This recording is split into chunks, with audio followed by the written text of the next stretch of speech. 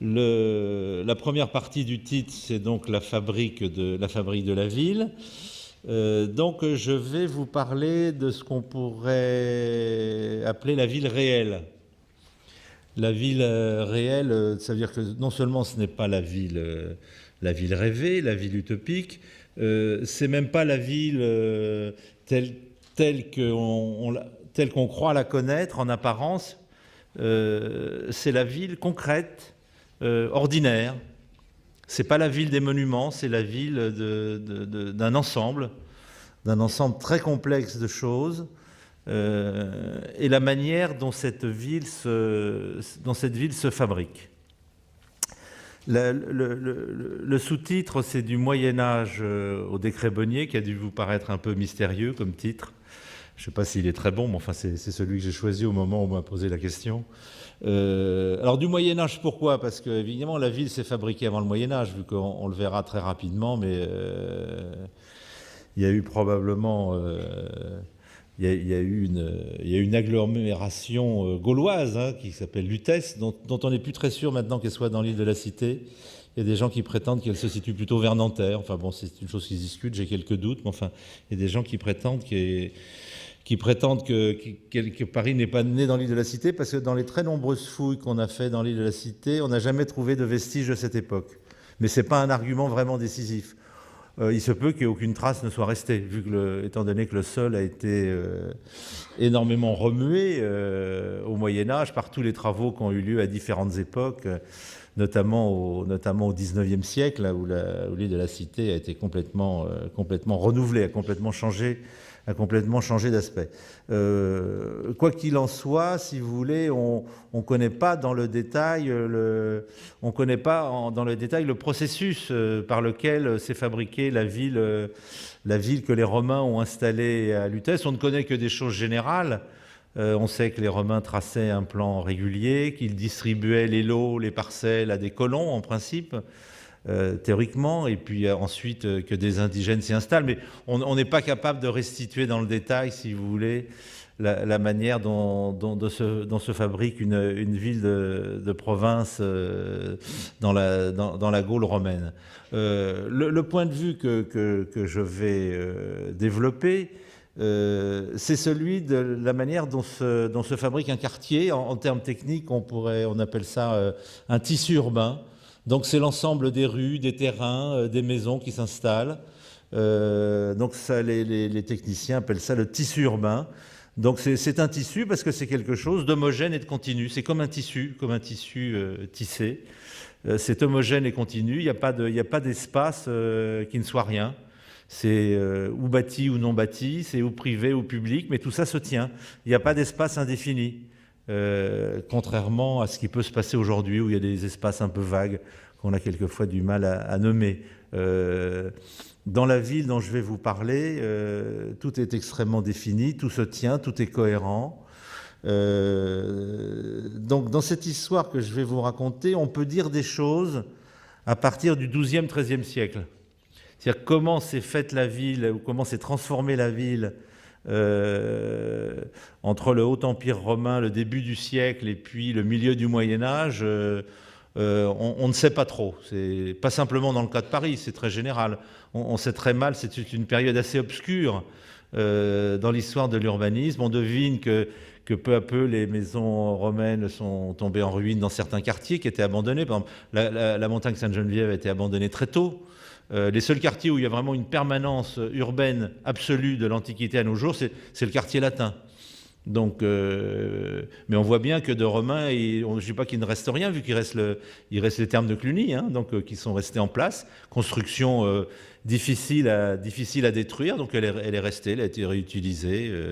Il y avait un tonnelier qui est installé là au XVIIIe siècle. Mais disons que cette ville, par quel processus elle s'est transformée, c'est très difficile de le dire. Les fouilles archéologiques ne donnent que des informations très partielles. Donc on n'arrive pas vraiment à dire des choses. On arrive à dire des choses à partir de Philippe Auguste.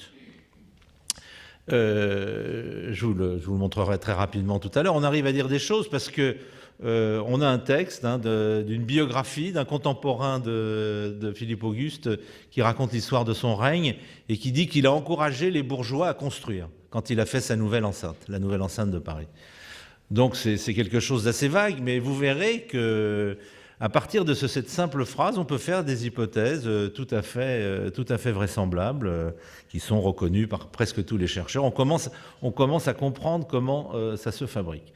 Et ça s'appelle, je vous dis le mot, parce que vous allez voir qu'il va revenir pendant absolument tout mon exposé, c'est le mot lotissement. Hein. Donc on est capable de définir des lotissements à Paris à partir de la fin du XIIe siècle, le début du XIIIe siècle. Alors un lotissement, c'est quoi? Là, il faut tout de suite que vous oubliez ce que vous savez des lotissements. Tout de suite. Ce que vous pensez savoir des lotissements, c'est les lotissements de banlieue. Quand vous pensez lotissement, vous pensez lotissement de banlieue. Vous pensez lotissement communal, hein, à la sortie du village. La municipalité a un grand terrain, elle ouvre quelques rues, elle découpe ça en lots, lotissement, et elle vend ça à des candidats à la construction. Alors ce phénomène de lotissement de banlieue, de lotissement pavillonnaire, il commence à la fin du XIXe siècle, et puis il explose après la guerre 14, avec toutes ces banlieues, au lotissement dit défectueux. Donc l'image du lotissement est plutôt mauvaise en général, même dans la pensée qu'on en a, à une certaine époque en tout cas, vu qu'avant qu'il y ait une loi qui organise les lotissements, il n'y avait pas vraiment de salubrité, il n'y avait pas de réseau, les rues étaient boueuses, donc on appelait ça les lotissements défectueux. Et puis aujourd'hui, donc vous pensez, je pense pour la plupart d'entre vous, donc aux lotissements de banlieue actuels, qui finalement ont été très décriés pendant longtemps dans le milieu des architectes, qui le sont encore d'ailleurs assez souvent, mais qui finalement sont en général pas désagréables à habiter. Alors aujourd'hui, on a un nouveau discours contre la banlieue qui consiste à dire qu'elle mange trop de terrain et qu'il faudrait peut-être un peu mieux organiser ces extensions de villes ou de villages, parce qu'évidemment, ça mange des terres agricoles, et les terres agricoles, finalement, même aujourd'hui, c'est pas tout à fait inutile. Donc on s'aperçoit finalement que c'est pas une bonne affaire que de supprimer, il y a des articles régulièrement dans la presse, que de faire disparaître des terres agricoles. Alors ce qu'il faut savoir tout de suite, c'est que ce système du lotissement, c'est le système normal de fabrication de la ville. C'est-à-dire les villes se sont toujours fabriquées par des lotissements. Alors c'est plus ou moins complexe, plus ou moins simple. C'est beaucoup plus facile à envisager quand c'est des fondations de villes neuves ou de quartiers nouveaux, parce qu'on les voit, les lotissements. Vous allez découvrir très rapidement que le lotissement ancien, historique, se reconnaît très facilement à l'œil, parce que tout simplement le réseau des rues est régulier. Les rues se coupent en angle droit, les réseaux de rues sont quadrillés, ça forme une trame orthogonale. Donc le lotissement se reconnaît dans un plan de ville à l'œil nu pour le spécialiste. Hein. On identifie, et c'est même comme ça, vous allez voir qu'on peut identifier des lotissements anciens pour lesquels on n'a pas de traces écrites. Donc pour tous les lotissements, à partir du XVIe, XVIIe siècle et davantage après, on a des sources écrites. Je vous reparlerai un peu des sources de temps en temps, parce qu'on ne fait pas d'histoire sans source. Solide de préférence, sinon on imagine en échafaud des théories plus ou moins fumeuses. Moyennant quoi, on sait par des textes anciens que des lotissements, il s'en est toujours fait. On a des textes de l'Antiquité grecque, on a de nombreux témoignages de l'époque de Néron, notamment, si vous voulez, quand il y a eu un grand incendie à Rome, à l'époque de Néron, dont la légende prétend que c'est lui qui l'a allumé, ce qui est assez peu vraisemblable. Il n'empêche qu'il y a eu de très nombreux incendies dans la ville, et on sait par les textes anciens que des promoteurs se sont précipités sur les terrains incendiés pour faire des petits lotissements. Donc ils ont racheté les terrains, ils ont déblayé les ruines et ils ont reconstitué des îlots, construit des maisons dedans, donc avec le système du lotissement. Donc on a de très nombreux témoignages purement littéraires, si vous voulez, dans la littérature de l'époque. On a de très nombreux témoignages du fait, c'est-à-dire que il faut, pour remonter un petit peu, si vous voulez, à l'origine de la chose, il faut bien comprendre que la ville, c'est de la campagne qu'on transforme. Hein. Il n'y a pas de terre vierge, ça n'existe pas. C'est-à-dire que ça a l'air d'être une blague quand on dit avant la ville, la campagne, mais c'est fondamentalement vrai. C'est-à-dire qu'est-ce que la ville, qu'est-ce qu'un morceau de ville? C'est un morceau de campagne qu'on a viabilisé et dans laquelle on a découpé des parcelles sur lesquelles on a construit des maisons à l'alignement des rues et en mitoyenneté en général, en ville. Nos villes européennes sont en mitoyenneté, les maisons se touchent et sont alignées sur les rues. Donc le processus, à partir de 3, légalement, c'est un lotissement. 2, quand on prend une parcelle, qu'on la coupe en 2, qu'on fait 2 maisons, c'est pas un lotissement. Mais légalement parlant, encore aujourd'hui, dans la législation actuelle, à partir de 3, c'est un lotissement. Donc toutes les villes, dès qu'on est capable d'avoir des sources précises pour savoir comment elles se sont fabriquées, elles se fabriquent par lotissement. Donc ce mot bon, qui n'est pas très beau, cette chose qui paraît vraiment ingrate, qui a même une image un peu négative, si vous voulez, à cause des lotissements défectueux, c'est le processus normal de fabrication de la ville. C'est comme ça que la ville se fait. C'est comme ça qu'on passe de la campagne à la ville, fondamentalement. Alors, je commence au Moyen-Âge parce qu'on commence à avoir des informations pas très très précises, mais suffisamment tout de même. Et je m'arrête au décret Bonnier de 1902. Alors Bonnier, c'est qui ? Louis Bonnier, c'est un architecte qui est le chef des services d'architecture de la ville de Paris. Et il a été à l'origine d'un décret qui a été signé en 1802, qui explique que l'on peut rajouter quand on construit des maisons, on peut autoriser, au moment où on dépose le permis de construire, on peut autoriser tous les débords qui peuvent exister dans les maisons. Les oriels, les beaux windows, les balcons, tout ce qui peut dépasser des façades. On peut mettre des dômes aux immeubles qui sont aux angles des rues. Il y a de très nombreux exemples comme ça à Paris, boulevard Saint-Germain ou boulevard Haussmann, d'immeubles qui ont Auparavant, tout cela était interdit parce qu'il fallait que les façades soient lisses et il fallait que les gabarits des maisons étaient absolument fixés avec une pente de toit. Ça remontait à 1783, ça a tenu tout le 19e siècle. Donc il y avait des règles très précises d'implantation des maisons. Alors pourquoi ce petit détail de l'autorisation de faire des balcons ouverts ou fermés ? Pourquoi c'est important ? C'est la première marque d'un phénomène dans lequel on est encore. Si vous voulez, c'est le moment où on fait prévaloir l'architecture sur la ville. C'est-à-dire, tant qu'on interdisait tous les débords, tous les encorbellements, tout ça, c'est qu'on considérait qu'il fallait d'abord maîtriser la ville et que l'architecture devait se plier aux règles de la ville. Et une des règles de la ville, c'est l'alignement et toutes les façades au même nu. Alors, il y a d'autres épisodes, il y a d'autres épisodes de cette indépendance de l'architecture par rapport à la ville. C'est quelque chose qui est en germe depuis le XVIIIe siècle, mais qui est quand même interdit en général. Dans la ville de Paris, il est strictement interdit de faire des balcons qui ait un débord suffisamment fort. Il y a simplement le balcon haussmannien, mais vous voyez bien que le balcon haussmannien, on peut poser un pot de géranium, on peut à peine marcher dessus, je veux dire. C'est pas un balcon sur lequel on va, si vous voulez. Il est complètement intégré, le balcon, et les balcons qui disaient étaient complètement intégrés, collés sur la façade. Donc c'est le moment où l'architecture commence à prendre son indépendance de la ville. C'est le premier acte. C'est peu de choses en apparence, mais si on réfléchit bien, on s'aperçoit que c'est l'acte premier, si vous voulez. Et ensuite, cette indépendance de l'architecture par rapport à la ville n'a cessé de se développer. Et on est aujourd'hui dans le détachement, dans la schizophrénie la plus totale, si vous voulez. C'est-à-dire l'architecture n'a plus de rapport à la ville. C'est-à-dire n'importe où, vous pouvez prendre un bâtiment et en mettre un autre. Ça n'a strictement aucune importance. Vous pouvez prendre tous les bâtiments qui se construisent dans la plupart des quartiers, sauf depuis quelques années où on revient un peu en arrière dans certaines villes, comme Paris, mais ce n'est pas le cas partout.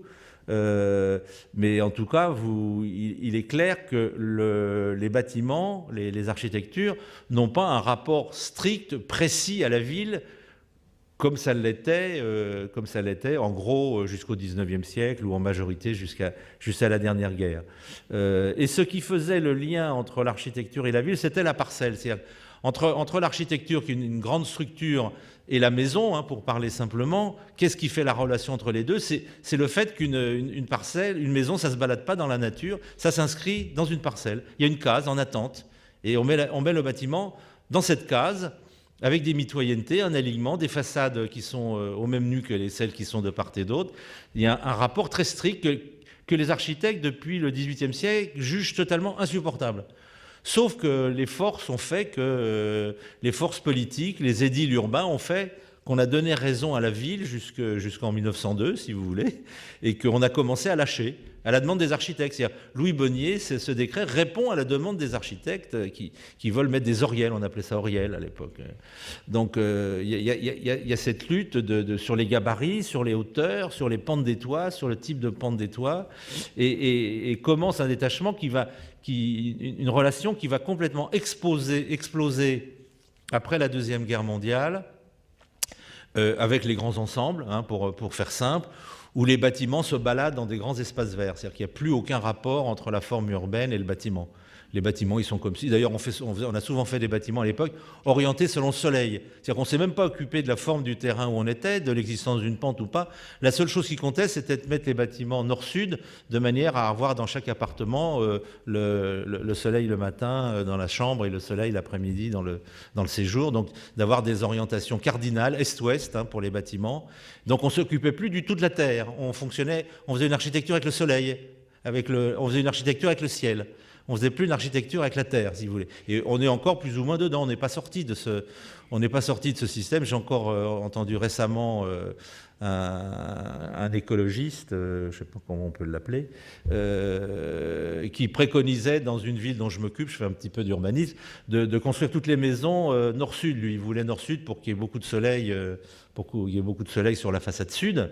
Donc c'est une chose, quand on y réfléchit un peu, qui est aberrante. Je veux dire, une maison, ça se fait en fonction du lieu où on est.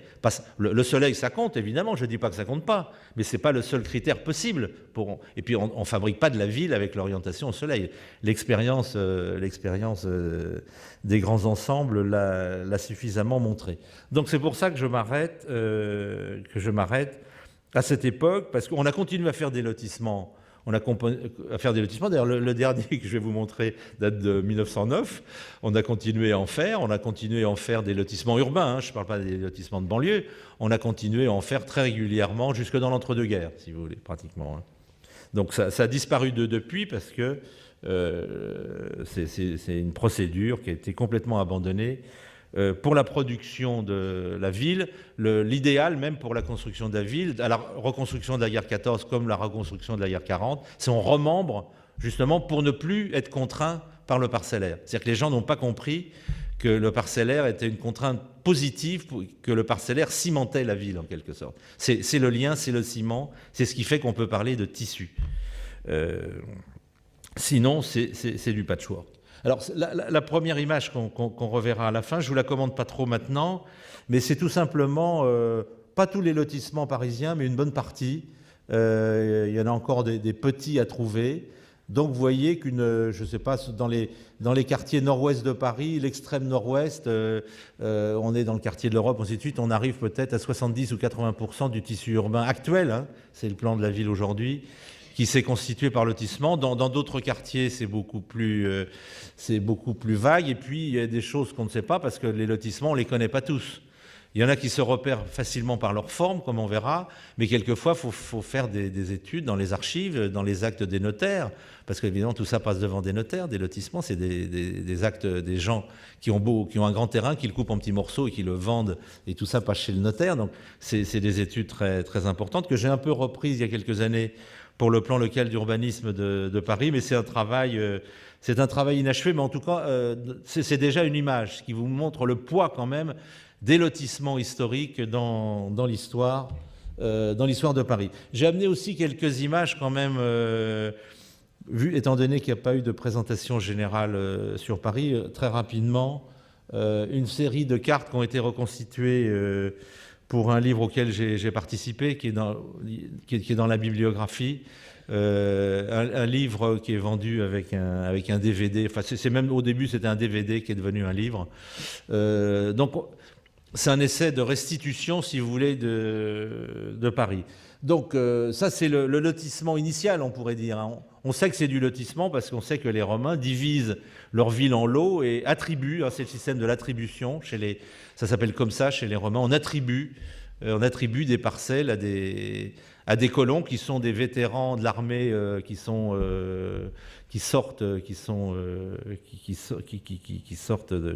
démobilisés, voilà, prennent leur retraite, donc on leur donne un morceau de terrain. Et puis évidemment, les élites indigènes, les indigènes en question sont les Gaulois, évidemment. On a été indigènes, nous aussi. Hein. On a eu des indigènes, mais nous-mêmes, on est descendants d'indigènes. Donc les notables sont venus s'installer dans les villes romaines pour profiter de la romanisation. Alors là, on a la ville au Moyen-Âge, vous voyez, qui s'est considérablement développée. On voit l'enceinte de Philippe Auguste que l'on va retrouver. Il faut que je mette mes lunettes pour voir l'écran. On voit l'enceinte de Philippe Auguste qui est ici. On en voit une suivante qui est l'enceinte de Charles V. Au sud de Paris, l'enceinte de Philippe Auguste, ça suffit. C'est-à-dire que le sud de Paris s'est beaucoup moins développé que le nord. Il faut savoir déjà d'ailleurs que pour comprendre vraiment l'histoire de Paris, il faut savoir que Paris est une entité relativement fictive. En fait, il y a 3 Paris. Il y a la cité, le quartier latin et la ville proprement dite, si vous voulez. Ça porte 3 noms différents. La cité, c'est le siège de l'archevêché. C'est là qu'il y a le premier palais royal, où il y a le palais de justice aujourd'hui. Donc c'est là qu'il y a l'autorité politique, le roi, c'est là qu'il y a l'autorité religieuse, l'évêque, puis l'archevêque, à partir de la fin du XVIIIe siècle. Le quartier latin, c'est la ville des étudiants. Hein, c'est donc la ville des collèges, hein, dont le collège de la Sorbonne, qui est devenu université, et qui est toujours très marqué d'ailleurs hein, par cette origine. Et c'est le quartier de couvents aussi, énormément de couvents du Moyen-Âge ou du XVIIe siècle. C'est pas la partie vivante économiquement de la ville. Hein. Donc on a le pouvoir politique au milieu, on a le monde, disons, de la culture au sens large sur la rive gauche, et la ville, qui s'appelle la ville, c'est la ville commerçante où il y a les activités économiques. C'est donc la rive droite, vous voyez, qui s'est déjà à l'époque de Philippe Auguste, elle était déjà beaucoup plus développée. Alors, dans cette première masse de villes, si vous voulez, il y a sans doute eu des lotissements. Vous verrez d'ailleurs toujours passer un plan qui appelle tout ça lotissement, mais c'est une hypothèse plus ou moins. Alors, la ville au XVIIe siècle se développe pas énormément, mais il y a des choses qui se passent. Il y a une nouvelle enceinte, des fossés jaunes qui passent ici. On voit ici des bastions qui ont disparu. Il y a des faubourgs. Alors la ville se développe plutôt par faubourg. Il faut savoir que comme mode de développement de la ville, à part le lotissement, je dis que le lotissement est très important, mais ce n'est pas le seul quand même. Il y a ce qu'on pourrait appeler le système de faubourg. C'est-à-dire que vous avez une rue qui sort, qui franchit une porte, qui franchit une enceinte, qui part dans la campagne. Hein, c'est la rue Saint-Honoré, la rue Montmartre, la rue Saint-Denis, la rue Saint-Jacques, la rue Saint-Martin. Puis au moment où elles sortent de la porte, elles prennent un autre nom. Ça s'appelle rue du Faubourg Saint-Denis, rue du Faubourg Saint-Martin, rue du Faubourg Poissonnière, ainsi de suite. Et c'est donc, ça s'appelle ce qu'on appelle un faubourg, parce que c'est pas un bourg, parce que c'est hors les murs, c'est un faubourg. Donc les maisons s'installent sur les bords. Ça, c'est le mode d'urbanisation, je dirais, naturel, entre guillemets, parce que la ville est tout sauf naturelle, mais ça se passe justement par des opérations de parcelles qu'on coupe en deux. Ça se fait comme ça, une maison après l'autre, ça se développe, comme ça pousse. Mais dès qu'on va commencer à remplir les vides entre les faubourgs, là, on rentre dans le domaine des lotissements. Donc à partir du XVIIe siècle, on commence à rentrer dans le système des lotissements, et même dès le XVIe siècle, quelquefois, mais vous verrez tout à l'heure, c'est des lotissements d'une autre nature. Parce qu'il faut savoir que derrière ce mot général de lotissement, il y a 50 sortes de lotissements. Il y a des lotissements d'extension. On fait un morceau de ville sur la campagne, c'est la ville qui s'étend. Il y a des lotissements de substitution, c'est-à-dire qu'on détruit quelque chose qui existait pour faire un lotissement à la place. Et ça, c'est une catégorie relativement répandue et très, très spectaculaire, parce qu'on détruit pour construire. Et on fait ça depuis très très longtemps. Hein. On fait ça depuis François Ier, vous allez voir rapidement. Parce que, vous verrez, je vous le raconterai dans quelques minutes. Donc la ville se développe par faubourg et un petit peu par lotissement. 18e siècle, l'extension n'est pas énorme, mais là, les lotissements d'extension font leur apparition. À partir de la fin du 18e siècle, les nouveaux quartiers qui apparaissent dans Paris sont des lotissements.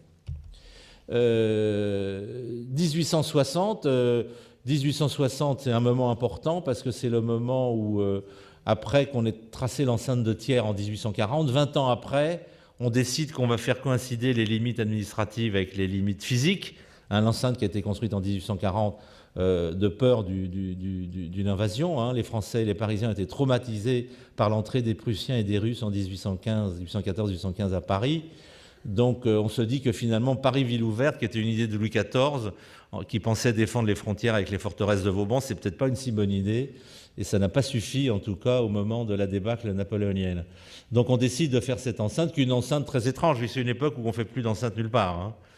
Donc on reprend le système médiéval de l'enceinte qui entoure la ville en 1840, et puis sous le Second Empire, on s'aperçoit que c'est quand même pas très logique. Donc cette enceinte était à cheval sur des communes, hein, ce qui fait que beaucoup de communes étaient coupées en deux par cette enceinte, ce qui n'était pas très pratique. Donc on décide d'annexer toutes les parties des communes qui sont à l'intérieur de l'enceinte de Thiers, sont rattachées à la ville de Paris.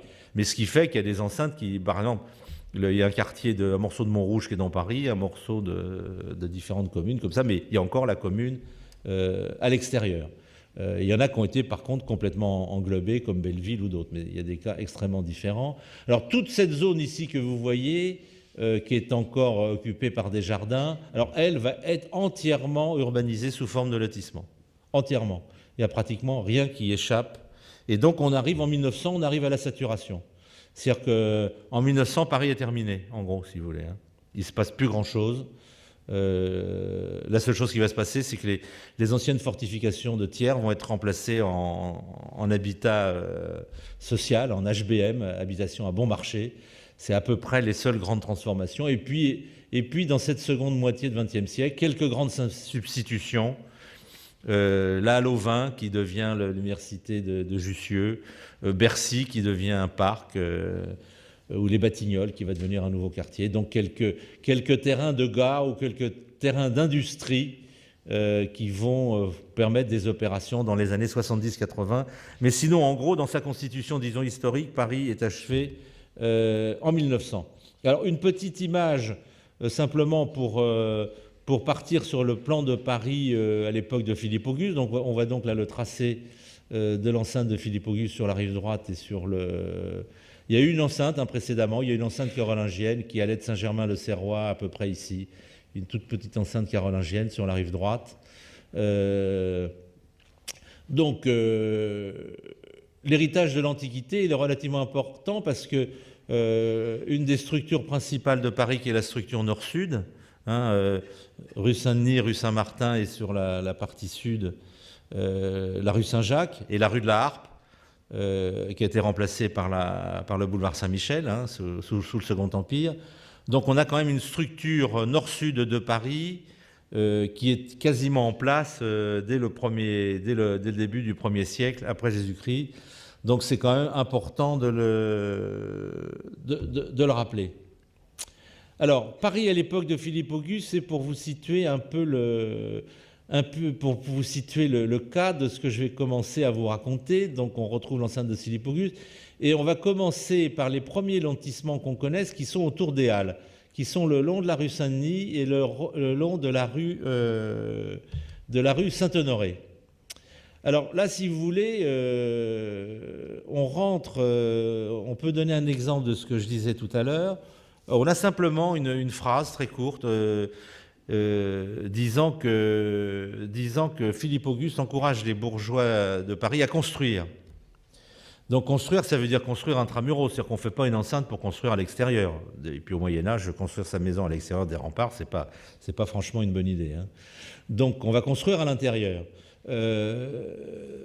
Et c'est pour ça que les enceintes, en général, quand on construit une enceinte de ville, on la fait un peu plus grande que la zone urbanisée. Hein, on se prend une petite réserve, donc ça fait du terrain à bâtir et ça fait de la plus-value aussi, il faut bien dire, hein. Qu'un terrain qui est hors d'une enceinte, le jour où il se retrouve à l'intérieur de l'enceinte, il coûte 2 fois plus cher, hein, ça devient du terrain à bâtir. Donc il y a évidemment un côté spéculatif, un côté spéculation foncière. La spéculation foncière va évidemment, sous ses différentes formes, être le moteur de la constitution de la ville et Paris en particulier. Donc la spéculation qui est la forme la plus aiguë, c'est vraiment la spéculation qui s'apparente aux opérations financières de nos jours, hein, qui consiste à acheter des choses pas chères pour les revendre plus cher le lendemain ou une seconde plus tard aujourd'hui. Donc ça s'appelle de la spéculation. Bon, à une époque, selon les époques, c'est une expression dont l'image était plus ou moins bonne. Bon, aujourd'hui, l'expression est plutôt péjorative, hein. Spéculateur, c'est pas un compliment en général, hein. Au XIXe siècle, c'était un compliment. Au XIXe siècle, un spéculateur, c'est quelqu'un qui fait de bonnes affaires. Donc, sous sa forme la plus douce, qui consiste à vendre des terrains que l'on possède déjà, donc de leur donner une valeur, mais de ne pas les acheter pour en augmenter le prix juste après. C'est-à-dire que c'est en fait une rentabilisation à ce moment-là. Dans la spéculation, dans son versant rentabilisation, c'est un des deux moteurs. Si vous allez voir que dans l'histoire des lotissements, il y a des lotissements qui ont été faits par des gens qui possédaient déjà le terrain et qui les rentabilisent pour gagner plus d'argent quand même. Mais enfin, ils les ont déjà. Et puis, il y a les spéculateurs, qui sont des gens qui n'ont rien, sauf de l'argent, qui achètent des terrains pas chers et qui les revendent quelques années plus tard beaucoup plus cher. Là, c'est vraiment de la spéculation. Donc, c'est ces deux phénomènes de spéculation qui est la forme la plus aiguë et de rentabilisation qui est pas de la spéculation au sens propre du terme, même si on fait le pari quand même de gagner de l'argent en les mettant en vente, ont vraiment été les deux moteurs. Alors c'est une chose un peu désagréable, forcément, j'ai vu dire d'apprendre ça, si vous voulez. Moi, j'ai fait mes études dans un atelier d'architecture où on considérait que la spéculation était l'ennemi de l'urbanisme. Et tout le problème de l'urbanisme tel qu'il a été conçu en France depuis les années 50-60, c'était la maîtrise foncière, empêcher la spéculation. Empêcher la spéculation. Parce qu'on considère que la spéculation est un frein à l'urbanisme, dans la mesure où elle fait monter les prix des terrains et où elle empêche les opérateurs publics à faire leur métier, finalement, si les terrains sont trop chers. Donc effectivement, pour une personne comme moi qui a fait ses études dans les années 60-70, la spéculation avait une image négative. Mais j'ai dû admettre, en faisant l'étude historique de Paris, que s'il n'y avait pas eu de spéculation, il n'y aurait pas Paris, quoi. C'est-à-dire que la ville ne se fabrique pas toute seule. La ville, c'est pas spontané, comme ça ne pousse pas tout seul. Hein. Il faut le vouloir. Alors, qui peut vouloir faire la ville, hein? Alors, ça peut être les rois, les présidents, les empereurs, que sais-je, mais qu'est-ce qu'ils peuvent faire? Ils ne peuvent pas faire grand-chose. Et ils n'ont jamais rien fait, d'ailleurs, pour la plupart. Ils n'ont jamais rien fait. Donc, cette idée qu'on trouve dans les livres, qui a fait Paris? Je ne sais pas, Philippe Auguste, Henri IV, Louis XIV, Napoléon Ier, Napoléon III. De juste dans cette affaire, il n'y a que Napoléon III, en fait. Le seul qui a vraiment fait quelque chose pour Paris, c'est Napoléon III. Les autres n'ont pas fait grand-chose. Philippe Auguste, il a fait une enceinte nouvelle. Bon, ça a facilité les choses, disons. Il a dit aux gens, construisez, mais ce n'est pas lui qui a payé, bien évidemment. Les gens qui avaient des terrains ont construit dessus. Louis XIV n'a quasiment rien fait, Napoléon Ier non plus. Henri IV, un petit peu, on verra. Et encore, bon, c'était sur les marges. Le seul vraiment qui a fait quelque chose pour Paris, c'est Napoléon III. Alors, c'est pas un problème de personne, hein. Ce qui se passe avec Napoléon III, c'est qu'on bascule d'un système dans un autre, on bascule du système où la ville est une affaire privée. Jusqu'à Napoléon III, les hommes politiques ont toujours considéré qu'ils n'avaient pas à se mêler de faire la ville. Ils pouvaient donner des orientations, des grands axes. Hein, Louis XIV, on peut ouvrir, ou Louis XV, ou Louis XVI, Louis XV, ouvrir des places royales. On peut toujours faire des choses comme ça, mais c'est même pas eux qui les payaient. Les places royales qui ont été créées à Paris ont toutes été payées sauf les deux premières. La première a été payée sur une spéculation foncière, les premières, et après elles ont toutes été payées par la ville de Paris, tout simplement, avec les impôts des Parisiens. Elles étaient dédiées au roi, mais c'est pas le roi qui les payait. Pour la place de la Concorde, il a donné le terrain. Louis XV a accepté, si vous voulez, à donner le terrain pour que l'opération puisse se faire. Mais donc, l'histoire de France à travers les rois, les empereurs, les présidents, ça n'a strictement aucune valeur. On est dans le domaine de la légende, on n'est pas dans le domaine... Alors, on peut toujours préférer la légende à la réalité, je le conçois d'ailleurs, hein, je ne vous oblige pas, hein, mais la réalité est autre. Donc, alors là, on commence avec Philippe Auguste, qui encourage la construction. Et puis on regarde un des quartiers qui a été englobé par la nouvelle enceinte, qui est le quartier des Halles, qui existait avant, c'était déjà un lieu de Halles, qui était à l'extérieur. Et puis on s'aperçoit, quand on est un peu averti, qu'on est connaisseur de l'histoire des lotissements, on s'aperçoit qu'il y a des rues parallèles, là par exemple, hein, tout un tas de petites rues. Là c'est l'état, le fond de plan, c'est l'état actuel, hein, tout simplement. Donc on s'aperçoit qu'il y a des rues parallèles. Et puis non seulement elles sont parallèles, mais on s'aperçoit que les intervalles sont relativement réguliers. Ça fait en gros 50 mètres, si vous voulez. Et puis là, on regarde, là c'est un peu moins ici. De ce côté-là, c'est plutôt de 40 mètres. C'est entre 40 et 50. Et on sait par d'autres sources que quand on fait des lotissements au Moyen-Âge, on fait des îlots en général on fait des îlots de 50 mètres sur 100 mètres ou 150 mètres. Comment on sait ça, vous allez me dire? Bon, on le sait par les villes neuves, les bastides. Alors, en France du Nord, on n'appelle pas ça des bastides. Les bastides, c'est dans le sud-ouest, mais il y a eu des villes neuves dans le nord de la France. Il n'y en a pas que dans le sud-ouest. Il y a Villeneuve-sur-Yonne, Villeneuve-l'Archevêque, par exemple, dans l'Yonne.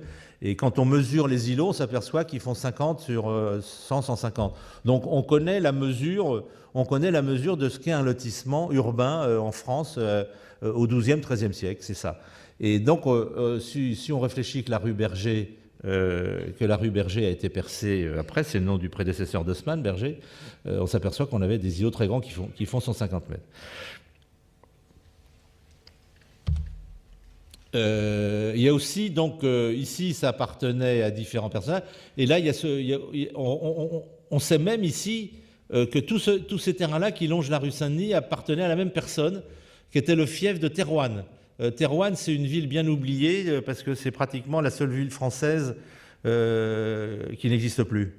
En France, il y a une très grande continuité quand même dans les villes, donc toutes les villes qui étaient là dans l'Antiquité, au Moyen-Âge, surtout celles du Moyen-Âge, elles sont absolument toutes là. Il n'y a pas de villes qui ont disparu en France depuis le Moyen-Âge. Il y en a une, c'est Thérouanne, parce que Thérouanne a eu le mauvais goût de résister à Charles Quint, de ne pas se rendre. Et Charles Quint était absolument furieux, et Charles Quint a rasé Thérouanne. Rasé. Pas simplement à l'artillerie, comme Louis XIV a fait sur Bruxelles, mais rasé, vraiment rasé. On a envoyé des terrassiers, on a rasé. Punition. Rasé la ville et une superbe cathédrale gothique. Donc il n'y a plus de Thérouanne. Mais il y avait un fief de Thérouanne. Et donc, comme on s'aperçoit que c'est une unité foncière, ça rend l'idée de lotissement beaucoup plus vraisemblable. Parce qu'un lotissement, c'est une opération. Il faut posséder un grand terrain. Plus le terrain est grand, plus l'opération est juteuse, en quelque sorte.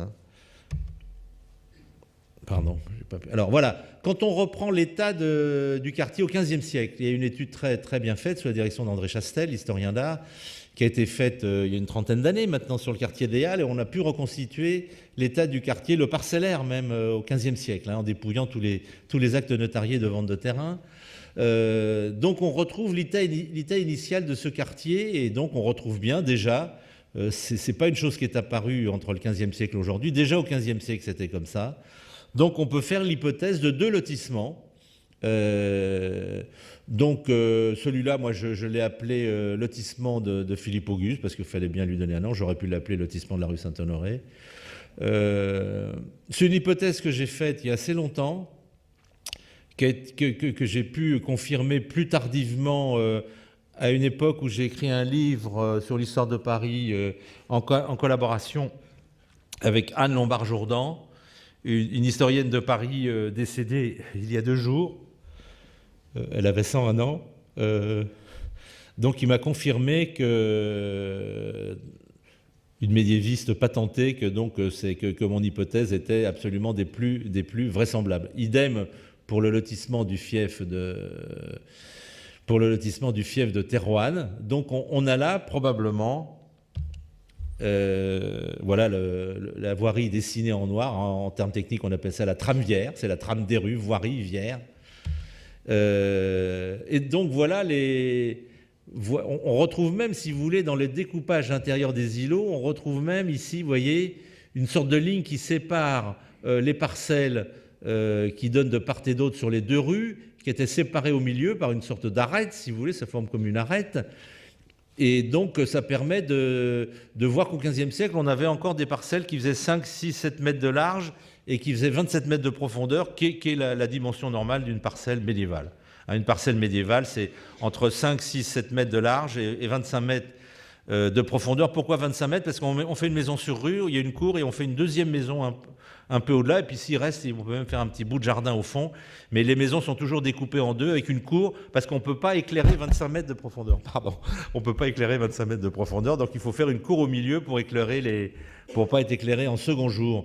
Et donc voilà en bas le dessin qui propose un peu les grilles théoriques qui ont été implantées par les arpenteurs, et donc voilà les traces qu'on trouve encore au XVe siècle de ces découpages de rues et de ces découpages de parcelles. Alors il y en a un autre qui a été repéré, là c'est un géographe qui l'a trouvé, qui s'appelle Bernard Rouleau, que j'ai mis dans la bibliographie. D'ailleurs, je ne sais pas si vous avez vu la bibliographie, je ne sais pas comment ça se passe. J'ai fait une petite bibliographie très courte. Mais il y a un livre d'un géographe qui a écrit plusieurs livres sur Paris, hein, notamment un sur le tracé des rues de Paris. Et c'est lui qui a découvert, une trentaine d'années, que toutes ces séries de rues qui ont disparu aujourd'hui parce que c'est à l'endroit du croisement de la rue Monge et de la rue des Écoles. Hein. Donc c'est un quartier qui a complètement été rasé de la carte sous le Second Empire. Hein. Mais on voit là, si vous voulez, une série d'îlots qui font 50 mètres et qui font à peu près entre 90, pas tout à fait 100 mètres, donc qui sont assez typiques et qui sont dans un endroit qui vient d'être inclus à l'époque de Philippe Auguste, dans l'enceinte de Philippe Auguste. L'enceinte de Philippe Auguste passe là, c'est très facile de le savoir. Hein. Il suffit de regarder ici, il y a écrit Victor. Victor, ça veut dire rue des Fossés Saint-Victor. Ça veut dire que tout ça, là, ces terrains-là, c'est l'emplacement des fossés. La rue des Fossés Saint-Victor, c'est la Contrescarpe, hein, comme la rue de la Contrescarpe. Donc la Contrescarpe, c'est la rue qui est au-delà du fossé, en avant de la fortification. Donc c'est là qu'on pose la rue. Excusez-moi. Enfin, excusez, je parle à mon micro maintenant. Donc c'est la rue qui prend l'emplacement de l'escarpe. Les fossés souvent deviennent des jardins. Puis vous voyez, on construit des maisons adossées au rempart. Et puis là, c'est pas très dense. Vous voyez, il y a plein de cours ou de jardins. Ce sont les fossés qui ont été comblés peu à peu. Donc l'enceinte de Philippe Auguste, elle passe là, même s'il n'en reste plus rien. On en voit un petit morceau rue Clovis, hein, un peu plus au sud. Mais là, donc, on sait que c'est un terrain qui a pu être loti à l'époque. Et le découpage, bon, les historiens sont timides en général hein, sur l'interprétation morphologique. Hein. Les historiens sont très réticents à cette idée que lire un plan de ville peut donner des informations historiques. Donc ils ont été longtemps très réticents, notamment en France, je dois dire, beaucoup moins dans d'autres pays comme l'Italie, où ça fait 50 ans qu'ils y croient. En France, ils y croient depuis 5 à 10 ans à peu près, c'est extrêmement récent. Les historiens pensaient que c'était des blagues, tout ça, que c'était des fantasmes d'architectes.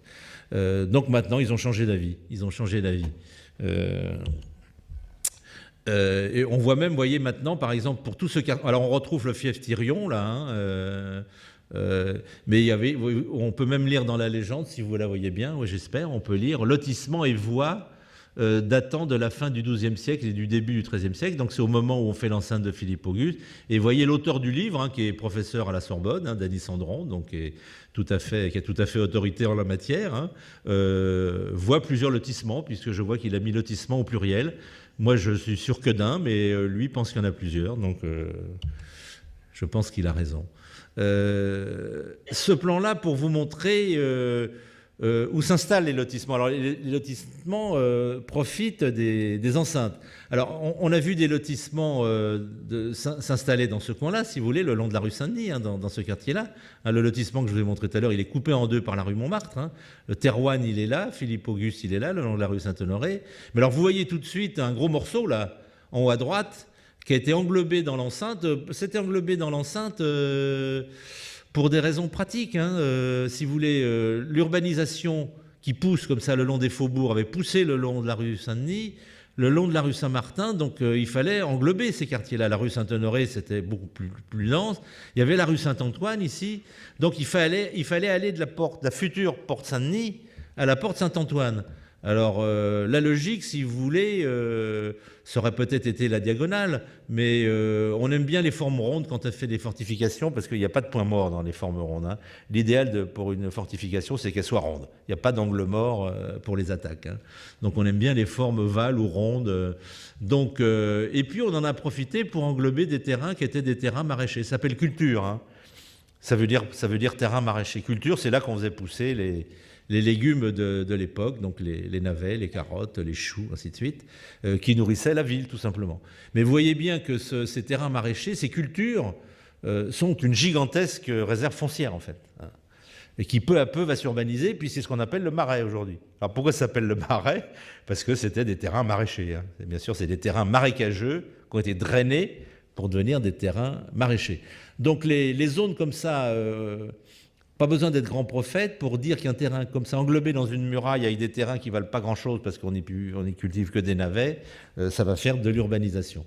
Alors ça a commencé par Saint-Martin-des-Champs, parce que tout ce quartier-là appartenait à la grande abbaye Saint-Martin-des-Champs, une des plus grandes abbayes de Paris avec Saint-Victor, Sainte-Geneviève, Saint-Germain-des-Prés, hein, qui étaient les quatre grandes de Paris, qui sont des abbayes qui remontent tout à fait au début du Moyen-Âge, qui ont été construites hors les murs.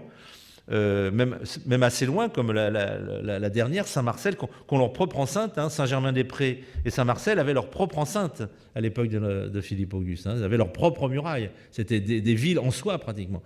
Mais vous voyez que les abbés de Saint-Martin-des-Champs ont des cultures ici. Alors là, c'est pareil. Hein. C'est pareil. Alors là, on a des textes, c'est plus facile. Mais vous voyez les rues parallèles avec des intervalles d'îlots assez réguliers qui font 50 mètres et qui sont très allongés. Je veux dire, c'est la marque de fabrique, hein, je veux dire. Hein. C'est le lotissement de Saint-Martin-des-Champs. Le temple, idem. Les Templiers, qui ont été après récupérés par l'ordre de Malte, mais le temple a de grands terrains qui lui appartiennent entre donc le temple, qui est donc des Templiers encore à l'époque, ils n'avaient pas été supprimés par Philippe le Bel, l'enceinte de Philippe Louis. On voit même ici que probablement cette extension, vous voyez là aussi, je veux dire que jamais personne n'a fait l'hypothèse, mais si on regarde bien, on s'aperçoit d'îlots allongés avec des intervalles assez réguliers. C'est probablement un lotissement, si vous voulez. Ça, je l'ai encore jamais vu écrire.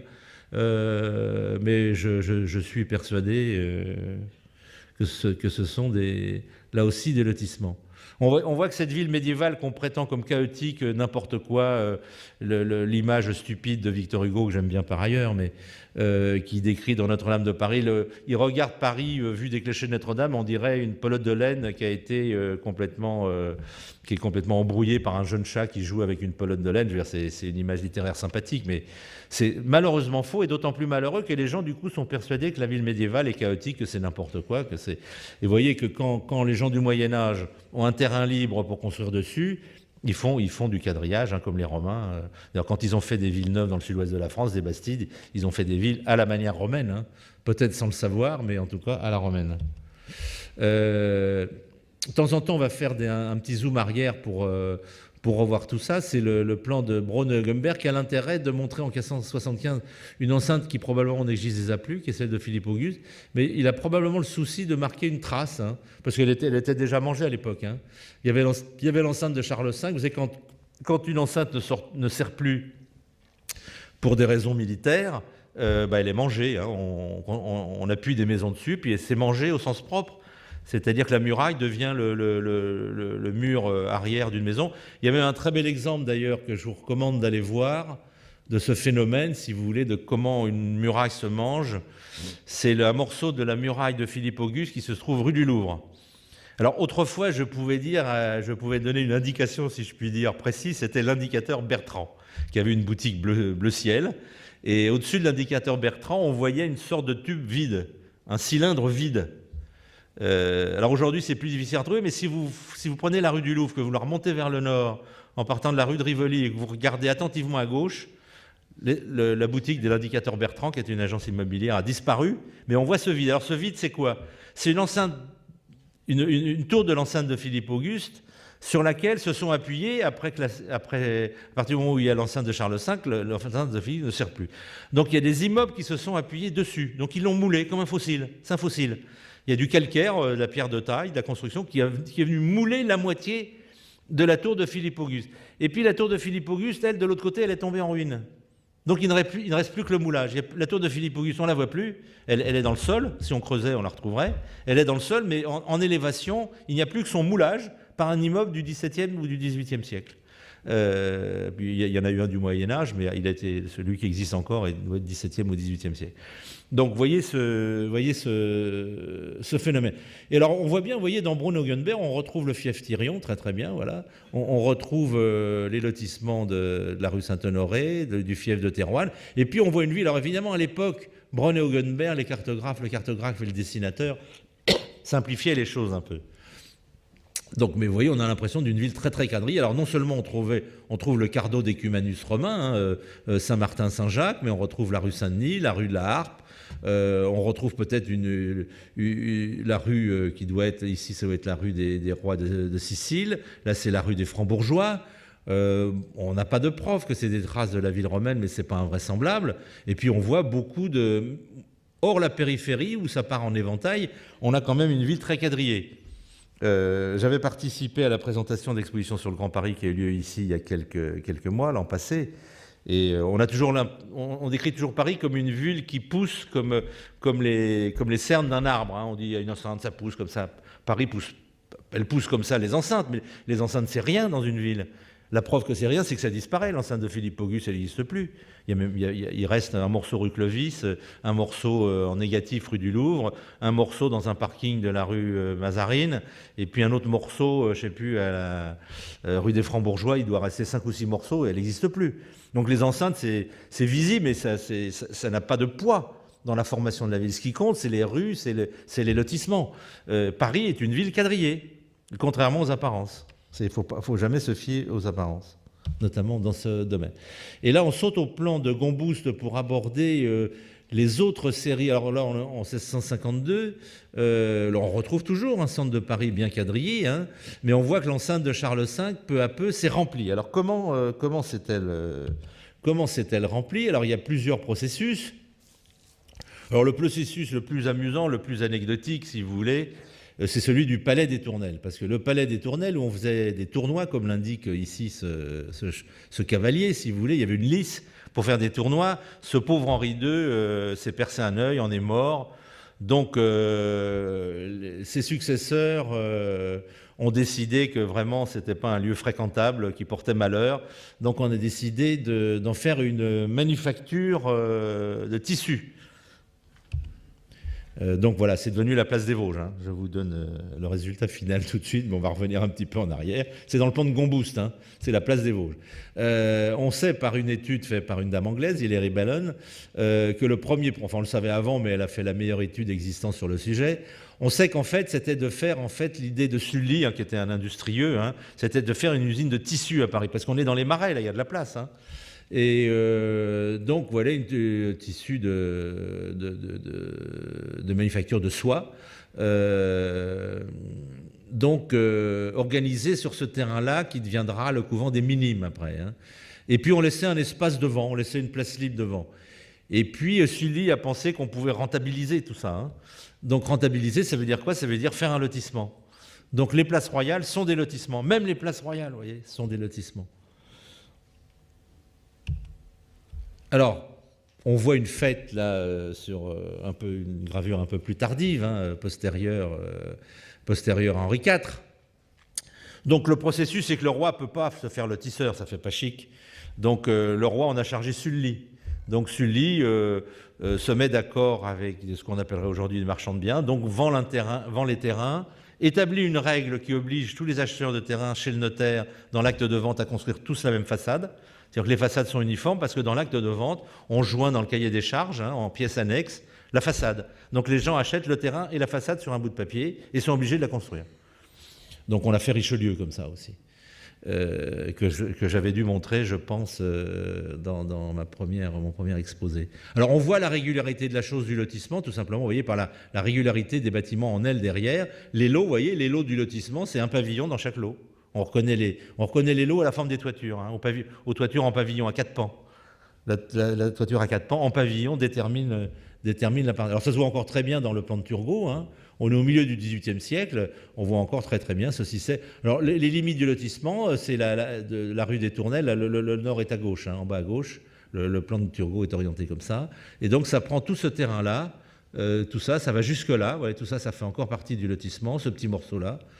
Donc c'est le lotissement de la place des Vosges. Alors là, c'est à peu près le même phénomène. L'anecdote en moins de l'accident d'Henri II, c'est donc Henri IV qui veut rentabiliser ses terrains. Donc, comme le palais royal est à l'emplacement du palais de justice, ici, hein, il n'est pas encore au Louvre, enfin, il y a un château au Louvre, mais la résidence royale traditionnelle est encore au palais de justice, hein, qui appartient toujours au roi. D'ailleurs, il a appartenu au roi jusqu'à la Révolution, le palais royal. Donc, devant, il y avait un grand jardin. Alors là non plus, il ne peut pas faire l'opération lui-même, Henri IV, donc il confie au premier président du Parlement de Paris, monsieur de Harlay, qui se met en cheville un entrepreneur. Donc, l'entrepreneur est chargé de construire des quais, de rendre le terrain salubre pour pouvoir construire dessus, et se paye en revendant les terrains à des gens donc, qui construisent des bâtiments dessus. Donc ça donne la place Dauphine, dans sa forme originelle, y compris le morceau qui a disparu Ensuite, voilà ce morceau-là et cette partie-là qui ont été détruites, je crois que la date précise est même donnée, là, oui. 1854, quand on a fait la nouvelle façade arrière du palais de justice, hein, de l'architecte Duc. Le palais de justice, on est entré du côté de la rue du Palais. Donc on a fait une entrée monumentale derrière, au milieu du 19e siècle. Donc pour dégager, on a détruit, puis on en a même détruit d'autres. On a même détruit cette maison-là. Et l'architecte Sauvage, qui est par ailleurs un assez bon architecte, a fait un immeuble absolument abominable ici, dans l'entre-deux-guerres. Aujourd'hui, il reste malheureusement d'origine que ces deux pavillons. Et pourquoi ils restent? Parce qu'ils ont été reconstruits, en fait. Donc quand on dit qu'ils restent, c'est une image.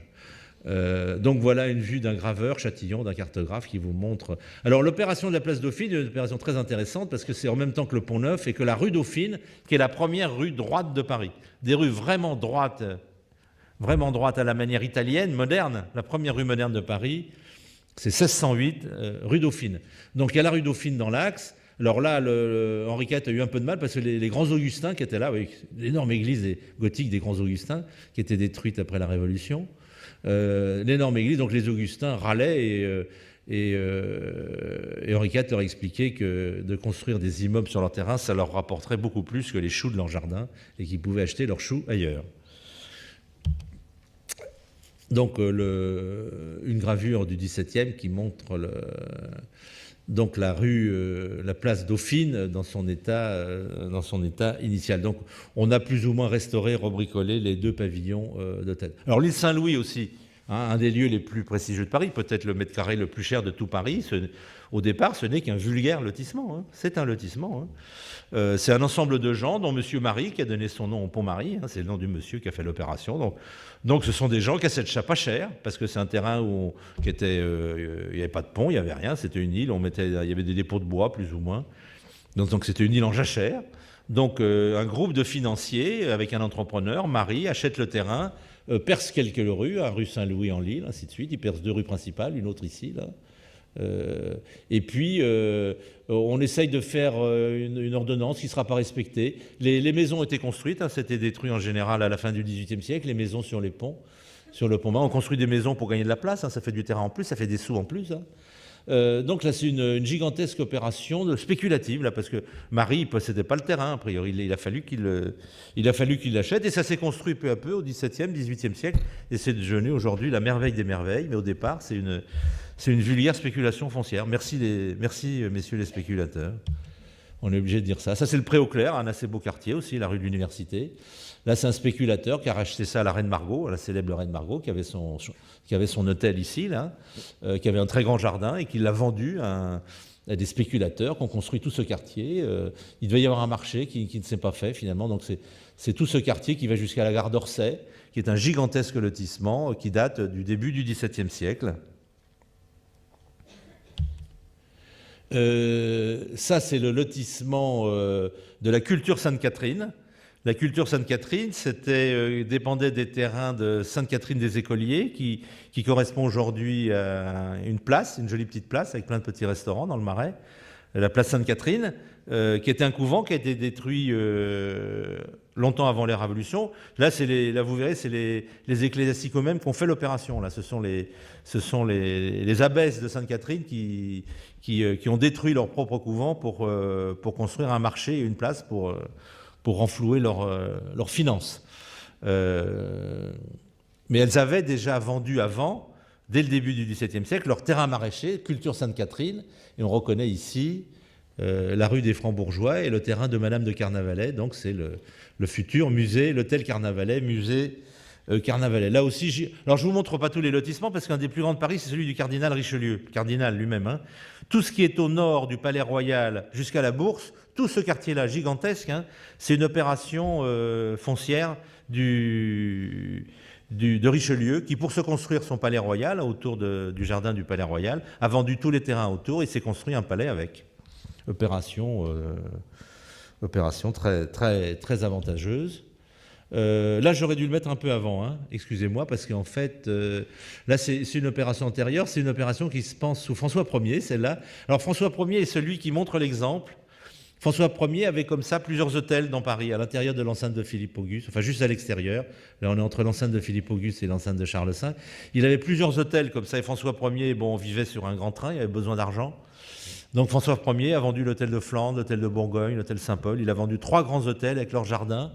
Alors, il ne faisait pas ça lui-même, là non plus, il passait par des intermédiaires. Hein, donc, on passe par des financiers, on fait faire le sale boulot par des spécialistes. Hein. Mais donc, on voit ce lotissement là, sur l'ancien hôtel de Flandre, qui est un lotissement donc, début XVIe siècle. Hein, je l'ai mal placé, excusez-moi, je n'ai pas bien réfléchi.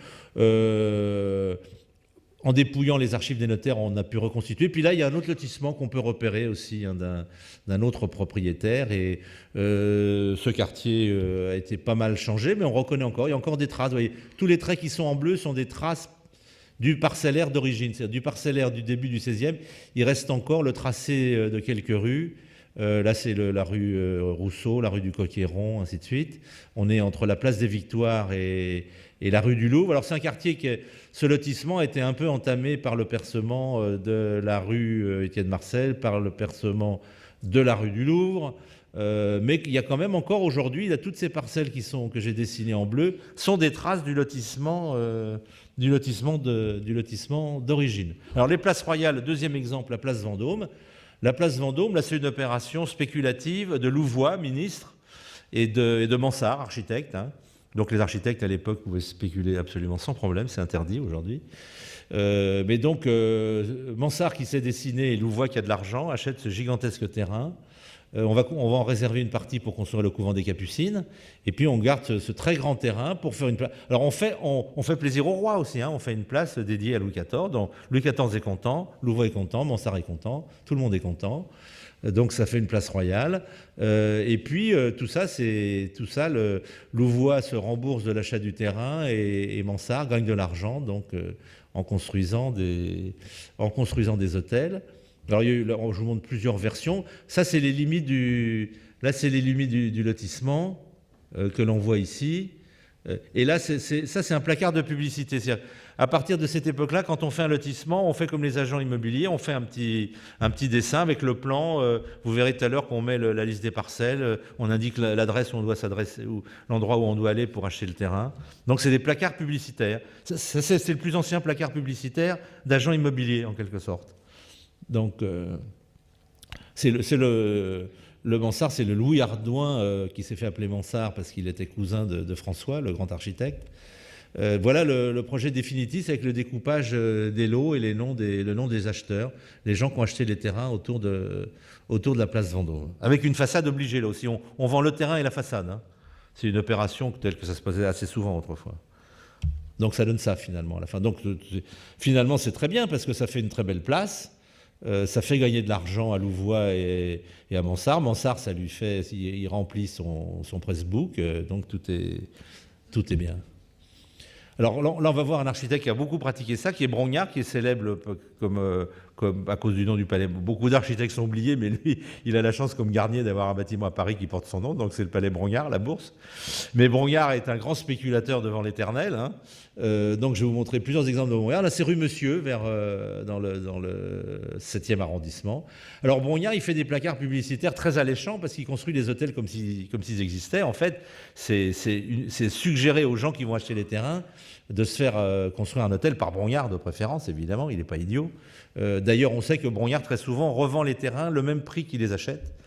C'est-à-dire Brongniart ne fait pas de bénéfice sur la vente des terrains, mais il fait inscrire dans l'acte de vente qui sera l'architecte qui construira le bâtiment. Donc c'est une manière élégante, si on veut. Hein. Il ne fait pas de bénéfice, mais il est sûr de devenir l'architecte de ce qu'il construit. Il en a construit beaucoup comme ça. Alors ce qui est très intéressant, c'est que les architectes qui se mêlent à ce genre d'affaires ne sont pas des sous-fifres. Hein. Brongniart, ce n'est pas un sous-fifre. Ça, c'est Bélanger, ça. Bélanger, c'était un des architectes les plus importants, très, très bien en cours, qui est le premier architecte du comte d'Artois, futur Charles X, frère du roi, donc frère de Louis XVI. Et dès que le comte d'Artois a plein de terrains partout, le roi décide, et sa famille décide de rentabiliser, il manque d'argent. L'aristocratie, à la veille de la Révolution, n'a plus d'argent. Le roi lui-même, on le sait très bien d'ailleurs. D'ailleurs, je parlais tout à l'heure de la personne qui lui prêtait de l'argent pour qu'il puisse payer des balles à Marie-Antoinette. Donc là, Bélanger, il y a sa signature, hein, vous voyez, je ne mens pas, Bélanger, François-Joseph.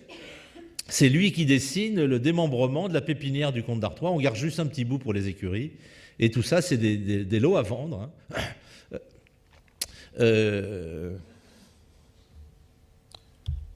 Là, on va voir un autre exemple. Là, c'est l'ordre de Malte qui a déjà vendu au Moyen-Âge ses terrains du Temple, dans le Marais, là, qui vend tout le quartier qui se trouve entre le canal Saint-Martin, qui passe ici, et le boulevard du Temple.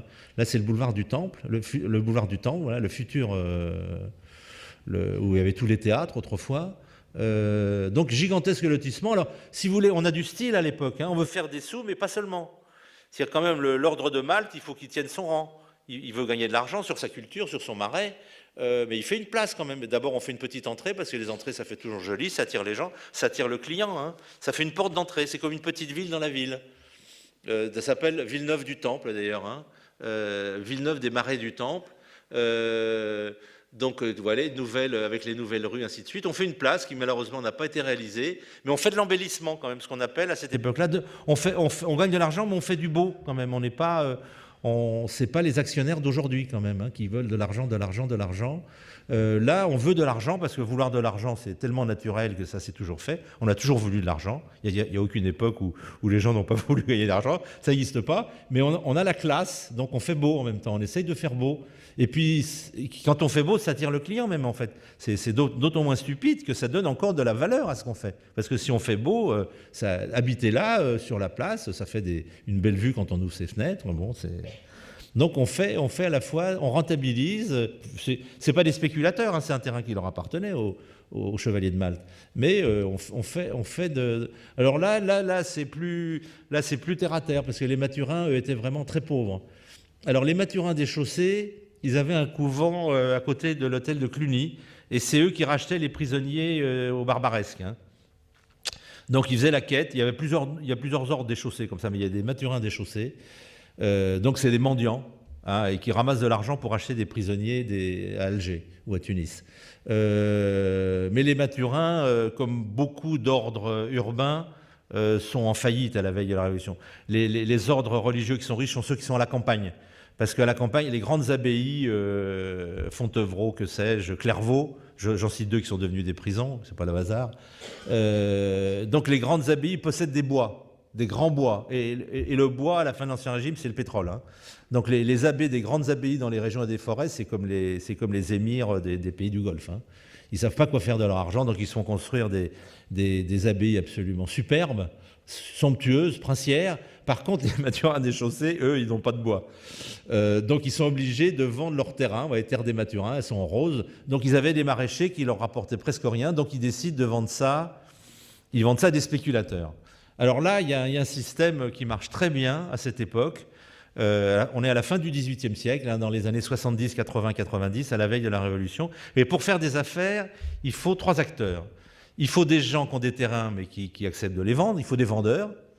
Il faut des acheteurs. Il faut qu'il y ait des gens qui aient de l'argent pour acheter et pour investir en faisant des lotissements. Et puis, il faut des gens pour faire, pour dessiner tout ça, pour être agent immobilier, agent foncier. Et ça, c'est les architectes. On a vu Brognard, on a vu Bélanger, on verra Ledoux. C'est les grands architectes qui dédaignent pas d'arrondir leur fin de mois en faisant l'agent immobilier ou ainsi de suite. Alors c'est un trio qui marche d'autant mieux que, notamment sur le cas de Ledoux, sur le cas de Bélanger, dont j'ai oublié de dire que c'était un beau garçon. Donc, alors qui achète les terrains ? Les terrains sont achetés par les fermiers généraux, par les financiers, qui sont en général des fermiers généraux. C'est des gens qui rentrent les impôts et qui les reversent au roi. Et entre le moment où ils recueillent les impôts à l'échelle de tout le territoire et le moment où ils les reversent au roi, bon, ils attendent, je sais pas, 1 mois, 2 mois, 3 mois. Il faut travailler l'argent. Ça va faire travailler l'argent déjà à l'époque. Donc, ils font des bénéfices gigantesques parce que de tout ce qu'ils font rentrer, ils n'en reversent qu'une partie. Ils s'en gardent une partie. Donc, les produits de la ferme, ça s'appelle. Donc, c'est le système du fermage. Donc, ça s'appelle les fermiers généraux. Donc, les fermiers généraux sont des gens très, très riches. Alors, il s'avère que les fermiers généraux ont très souvent des maîtresses. C'est pas nouveau que les gens très riches puissent avoir les moyens. Donc, en général, c'est des danseuses ou des chanteuses. C'est la Guimard, c'est Sophie Arnoux, ainsi de suite. Alors, le cas de Bélanger était très intéressant parce que dans le cas de Sophie Arnoux, en fait, elle avait 2 amants. Elle avait l'amant qui payait, qui était le financier, et elle avait l'amant de cœur, le beau Bélanger. Évidemment, quand les financiers veulent se faire construire des hôtels particuliers, sur l'oreiller. Sophie Arnould leur dit, vous savez, je connais un très bon architecte, François-Joseph Bélanger, ainsi de suite. Donc, François-Joseph Bélanger a construit comme ça énormément d'hôtels, ou le Doubs, mais bon, c'est le cas de Bélanger quand même, cette histoire d'oreiller est spécifique à Sophie Arnould et à Bélanger. On construit comme ça beaucoup d'hôtels particuliers. Ce sont les gens les plus riches qui peuvent encore se faire construire des hôtels particuliers et qui aiment bien un peu la campagne parce que c'est plus discret pour faire leurs grandes fêtes. Bon, il y a même, ça porte d'autres noms. Hein.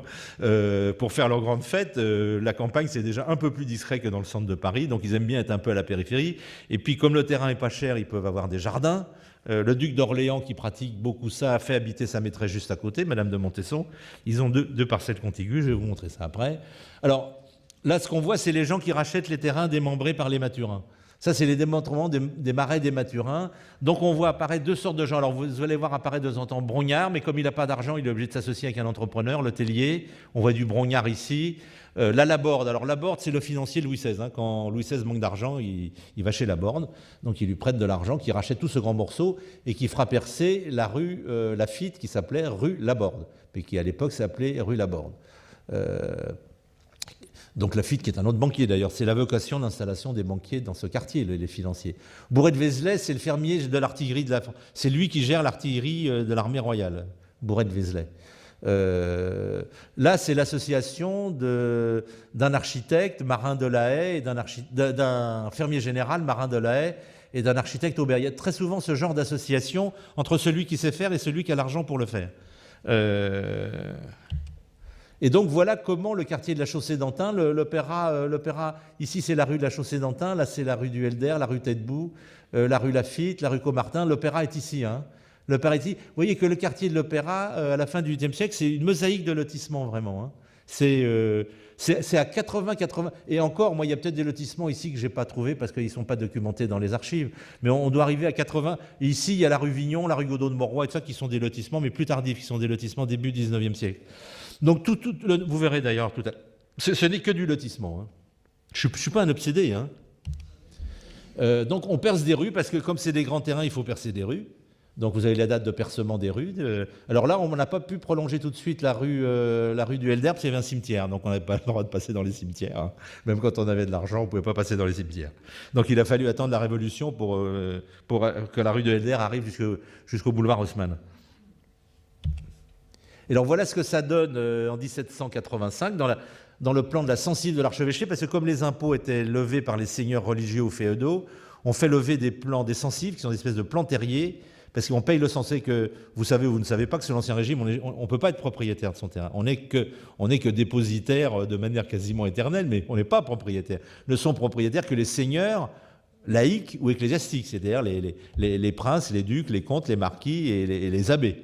Donc on paye un loyer au vrai propriétaire. Ça s'appelle le cens. C'est ce qu'on paye parce qu'on n'est pas propriétaire. Donc l'ensemble des terrains, ça s'appelle une censive. Et comme les ecclésiastiques sont très bien organisés, là c'est l'archevêque, hein, il fait lever par un très bon cartographe la censive d'archevêché. Comme ça, il repère très exactement les gens qui doivent payer le cens avec les surfaces. C'est comme le cadastre. C'est pour faire rentrer les impôts. C'est du pré-cadastre. C'est du cadastre privé. Donc on voit que se construisent des hôtels particuliers. Il y en a un qu'on va revoir tout à l'heure, vous le remarquerez. Alors très souvent, pour rentabiliser au maximum les terrains, on fait un passage sous un immeuble qui est sur rue et en fond de parcelle, on fait un hôtel particulier entre cour et jardin. C'est-à-dire qu'on fait à la fois de l'immeuble pour de la clientèle ordinaire et de l'hôtel particulier pour les fermiers généraux, pour les financiers. On en retrouve un autre ici, donc c'est un système très, très particulier avec une allée, une cour et l'hôtel en fond de parcelle. Ça, c'est les hôtels Laborde. Il habitait un de ces hôtels-là, donc ça, c'est une opération Laborde. Et alors là, on voit ici, si vous voulez, l'opération dont je vais vous reparler 2 minutes, qui est l'opération du duc d'Orléans, hein, futur Philippe Égalité. Ici, donc, il achète le terrain pour sa maîtresse, donc Madame de Montesson. Et il achète un grand terrain, mais Brognard avait fait son découpage, a priori avant il avait prévu de mettre 2 parcelles. Donc vous voyez, il y a une allée ici pour entrer dans la maison, mais comme Madame de Montesson, enfin comme le duc d'Orléans a tout racheté, il reste un morceau ici, et le petit pan coupé, tout ça pour accéder, il ne sert plus à rien. Donc Brognard se retrouve avec un morceau de terrain. Et il a eu énormément de mal à vendre ce petit morceau-là, parce que en fait c'est la surface d'une allée pour accéder au fond de la parcelle. Et alors ce qui est extraordinaire, c'est que ces pans coupés, ils existent toujours. voyez, l'inertie du parcellaire est telle que ce découpage qui a été fait pour des raisons quand même très particulières à la fin du XVIIIe siècle, pour faire ce système d'allées et de pans coupés. À quoi il sert le pan coupé? C'est pour que le carrosse qui rentre dans la cour puisse tourner. On fait un pan coupé pour faire tourner le carrosse. Donc le fait que le carrosse tourne fait un découpage parcellaire qu'on retrouve encore aujourd'hui rue de la Chaussée-d'Antin. Il existe encore. D'ailleurs, on va le retrouver ici dans le calasse de Vassereau. Donc voilà, Madame de Montesson avec son gigantesque hôtel et l'entrée dans son hôtel. Et puis ici, le très très beau palais pour faire des fêtes. Tout ça, c'est des salles de bal. Hein, salles de bal couvertes, salles de bal en plein air. Gigantesque, c'était un fêtard pas possible, hein, le duc d'Orléans. Donc vous voyez, il avait la plus belle salle de bal de Paris. C'était mieux qu'à Versailles, mais parce que Versailles, c'était une galerie très allongée, c'était pas pratique du tout. Alors que là, pour danser, vaut mieux des salles circulaires. Et alors cette parcelle, vous allez la retrouver dans le cadastre actuel ici. Vous voyez, elle existe toujours ici, elles existent toujours. Ça, c'est le cadastre actuel. Alors ça, c'est un plan que je vous montre, c'est un peu hors sujet. Mais je vous montre quand même comment se stratifie la ville, parce qu'on fait des lotissements, on en fait d'autres, on perce des rues. Alors vous avez en jaune ce qui reste du lotissement initial du XVIIIe siècle. Et puis ici, il y a la cité d'Antin, début XIXe siècle. Et puis ici, il y a la cité, je ne me souviens plus comment elle s'appelle, j'ai un trou de mémoire, c'est la cité où il y avait le journal Le Monde autrefois, qui est sous le boulevard de la cité d'Italie peut-être, hein, qui est sur le boulevard d'Italie. Et puis après, on a percé la rue Lafayette, et puis après, on a percé le boulevard Haussmann, et tout ça se stratifie, et on peut comme ça, si on étudie... Alors c'est un travail que j'ai commencé, que je voulais faire sur tout Paris, mais j'ai jamais trouvé le fermier général pour me payer ce travail. Donc, s'il y en a un dans la salle, hein. On pourrait faire tout Paris comme ça. Si on dépouille... Alors les archives, je les ai toutes dépouillées pour le PLU de la ville de Paris, mais on m'a pas payé la tranche, on m'a payé la tranche conditionnelle, mais on m'a pas payé la tranche ferme. Donc je me suis arrêté en cours de route. Donc la ville de Paris n'a plus les moyens apparemment. Ça ne coûte pas très cher pourtant. Mais j'aimerais bien un jour, ou quelqu'un d'autre le fera, hein, on pourrait faire comme ça pour tout Paris, parcelle par parcelle, savoir d'où elle vient. Ça, c'est une parcelle du 18e, ça, c'est une parcelle début 19e, ça, c'est une parcelle fin 19e, ainsi de suite. On peut reconstituer comme ça la genèse de chaque parcelle parisienne. On pourrait faire un plan de tout Paris comme ça, qui serait un plan visuellement mais assez extraordinaire, en choisissant bien les couleurs et tout. Vous voyez comment on pourrait, si on voulait, raconter... alors, c'est un côté maniaque, hein, vous allez me dire. Hein. Alors, qu'est-ce qu'on construisait? Donc, on construisait des hôtels avec immeubles sur rue, passage, cours. Vous voyez, là, il y a les écuries pour les chevaux, donc il fallait faire tourner le carrosse, hôtel particulier, un petit bout de jardin derrière. Voilà comment ça se présente en plan. Alors, en façade, il y a deux hypothèses. Ou bien on fait deux immeubles avec le passage vide. Donc, tout ça, c'est dans une série qui s'appelle Z1J aux Archives nationales, qui est une série de permis de construire. En fait, fallait à la fin de l'Ancien Régime, il y avait un système, c'était pas un permis de construire, mais si on déposait les plans, qu'on prouvait que le projet était de bonne qualité, l'entrepreneur qui faisait l'opération était considéré comme créancier privilégié. C'était un système pour encourager la construction. On considérait que le propriétaire faisait faillite, n'avait plus d'argent. Le premier était de payer, était l'entrepreneur qui construisait la maison. Donc c'était une manière de sécuriser la profession et d'encourager la construction. Et donc, mais pour que cette construction soit encouragée, il fallait que le bureau des finances, le greffe des finances de la ville de Paris, vérifie la qualité de la construction, parce qu'on voulait faire du beau quand même. Et donc, le greffe des finances de la ville de Paris avait un architecte, enfin une équipe d'architectes experts, qui vérifiait la qualité des projets. Donc, c'est l'ancêtre du permis de construire. Alors, pour les préhistoriens, c'est une aubaine, parce qu'ils étaient obligés de déposer un plan, et l'administration faisait une copie et gardait une copie du plan. Ce qui fait comme ça, on a des milliers d'immeubles parisiens construits au XVIIIe siècle dans cette série Z1J qui est vraiment l'aubaine des historiens, parce que ce sont des choses qui souvent se sont construites, comme vous allez voir. Hein. Alors quelquefois, on fait un seul immeuble avec un passage. Alors on allait très loin, hein, on montrait même, vous voyez, les lits, les alcôves. Ça, c'est les plans qui sont déposés, c'est la coupe de l'appartement, de l'immeuble qui est sur rue. Vous voyez, hein, donc pour prouver la qualité du bâtiment qu'on va construire, l'architecte qui donne des dessins très précis c'est un beau dessin, fin 18e siècle. Hein, mais vous voyez, c'est quand même de la production ordinaire. Hein, Et puis là, c'est la façade sur cour. Alors sur cour, c'est un vrai hôtel particulier. Alors on les aime pavillonnaires, les hôtels particuliers, parce que c'est la mode du palladianisme, hein, de Palladio. Donc Palladio faisait des villas en forme de pavillon, isolés. Donc le goût est palladien. Il y a des gens qui sont déjà allés à Vicence faire du tourisme, qui ont vu les villas de Palladio. On trouvait ça pour ça. Les Anglais en sont tombés amoureux et la moitié de l'Angleterre a été construite en style néo-palladien au 19e siècle. En français, c'est eu son petit succès. Alors les gens veulent des pavillons isolés, ils veulent pas de mitoyens. Donc ça, c'est un projet probablement de Brongniart, hein. Il n'est pas signé, mais Brongniart adorait comme ça les pilastres monumentaux qui font 2 étages. Donc on se construisait des beaux petits hôtels particuliers entre cour et jardin, dans un quartier agréable, presque à la campagne. Ça s'appelle des Folies, hein. On appelle ça des Folies. Je vous en montrerai tout à l'heure un autre construit. Alors ça, c'est une autre opération, je vous la montre rapidement, parce qu'après, ça serait répétitif, c'est le même genre. Là, c'est la rue Caumartin, on est ici sur les boulevards, hein. Là, c'est la rue Caumartin. Donc, c'est l'association d'un architecte, Aubert, et d'un fermier général, Marin de la Haye.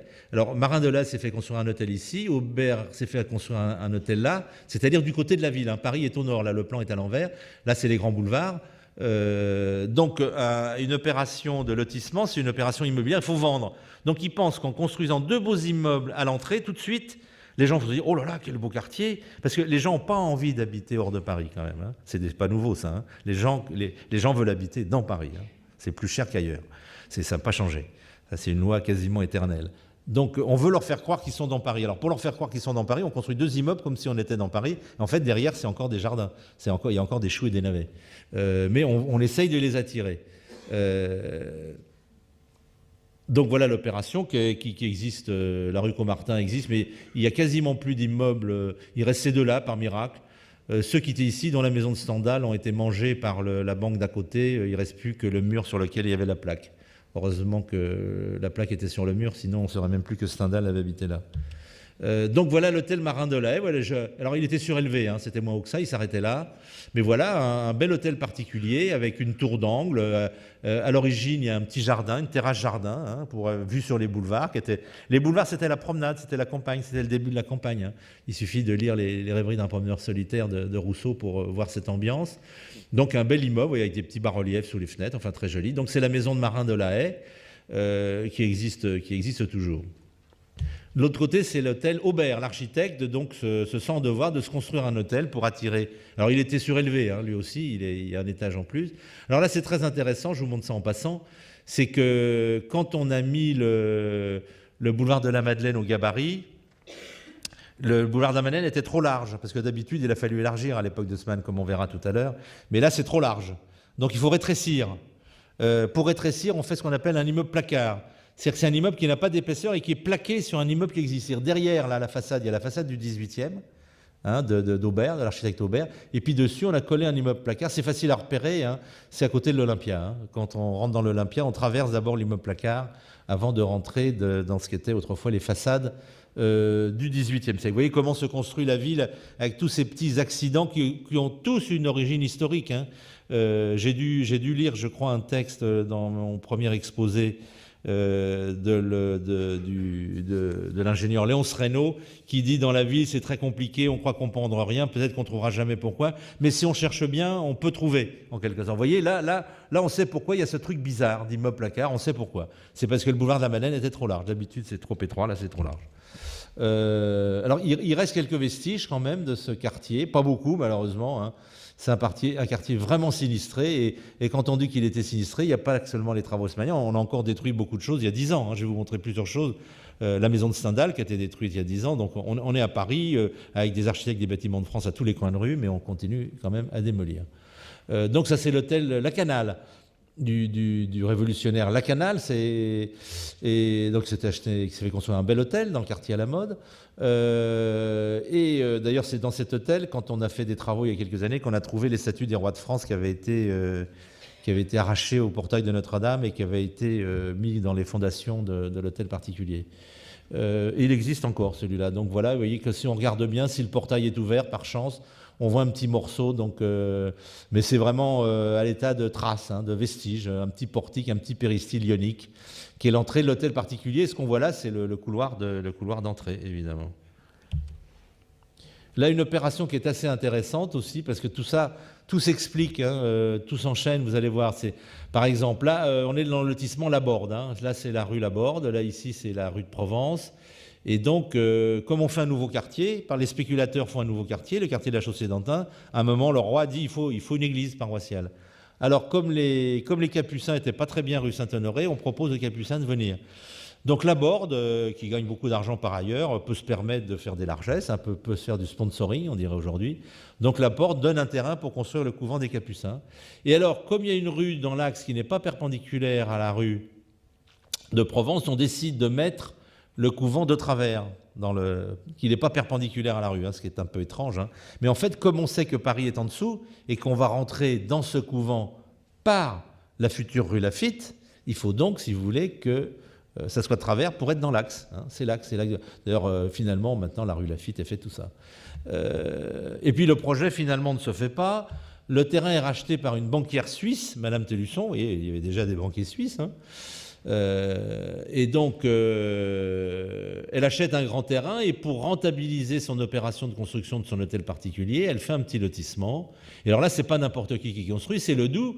Et à l'époque, si vous voulez acheter le terrain, donc l'agent foncier de l'opération, son nom est là, si on ne le lit pas très bien, chez Monsieur Ledoux, on donne son adresse, il reçoit de telle heure à telle heure.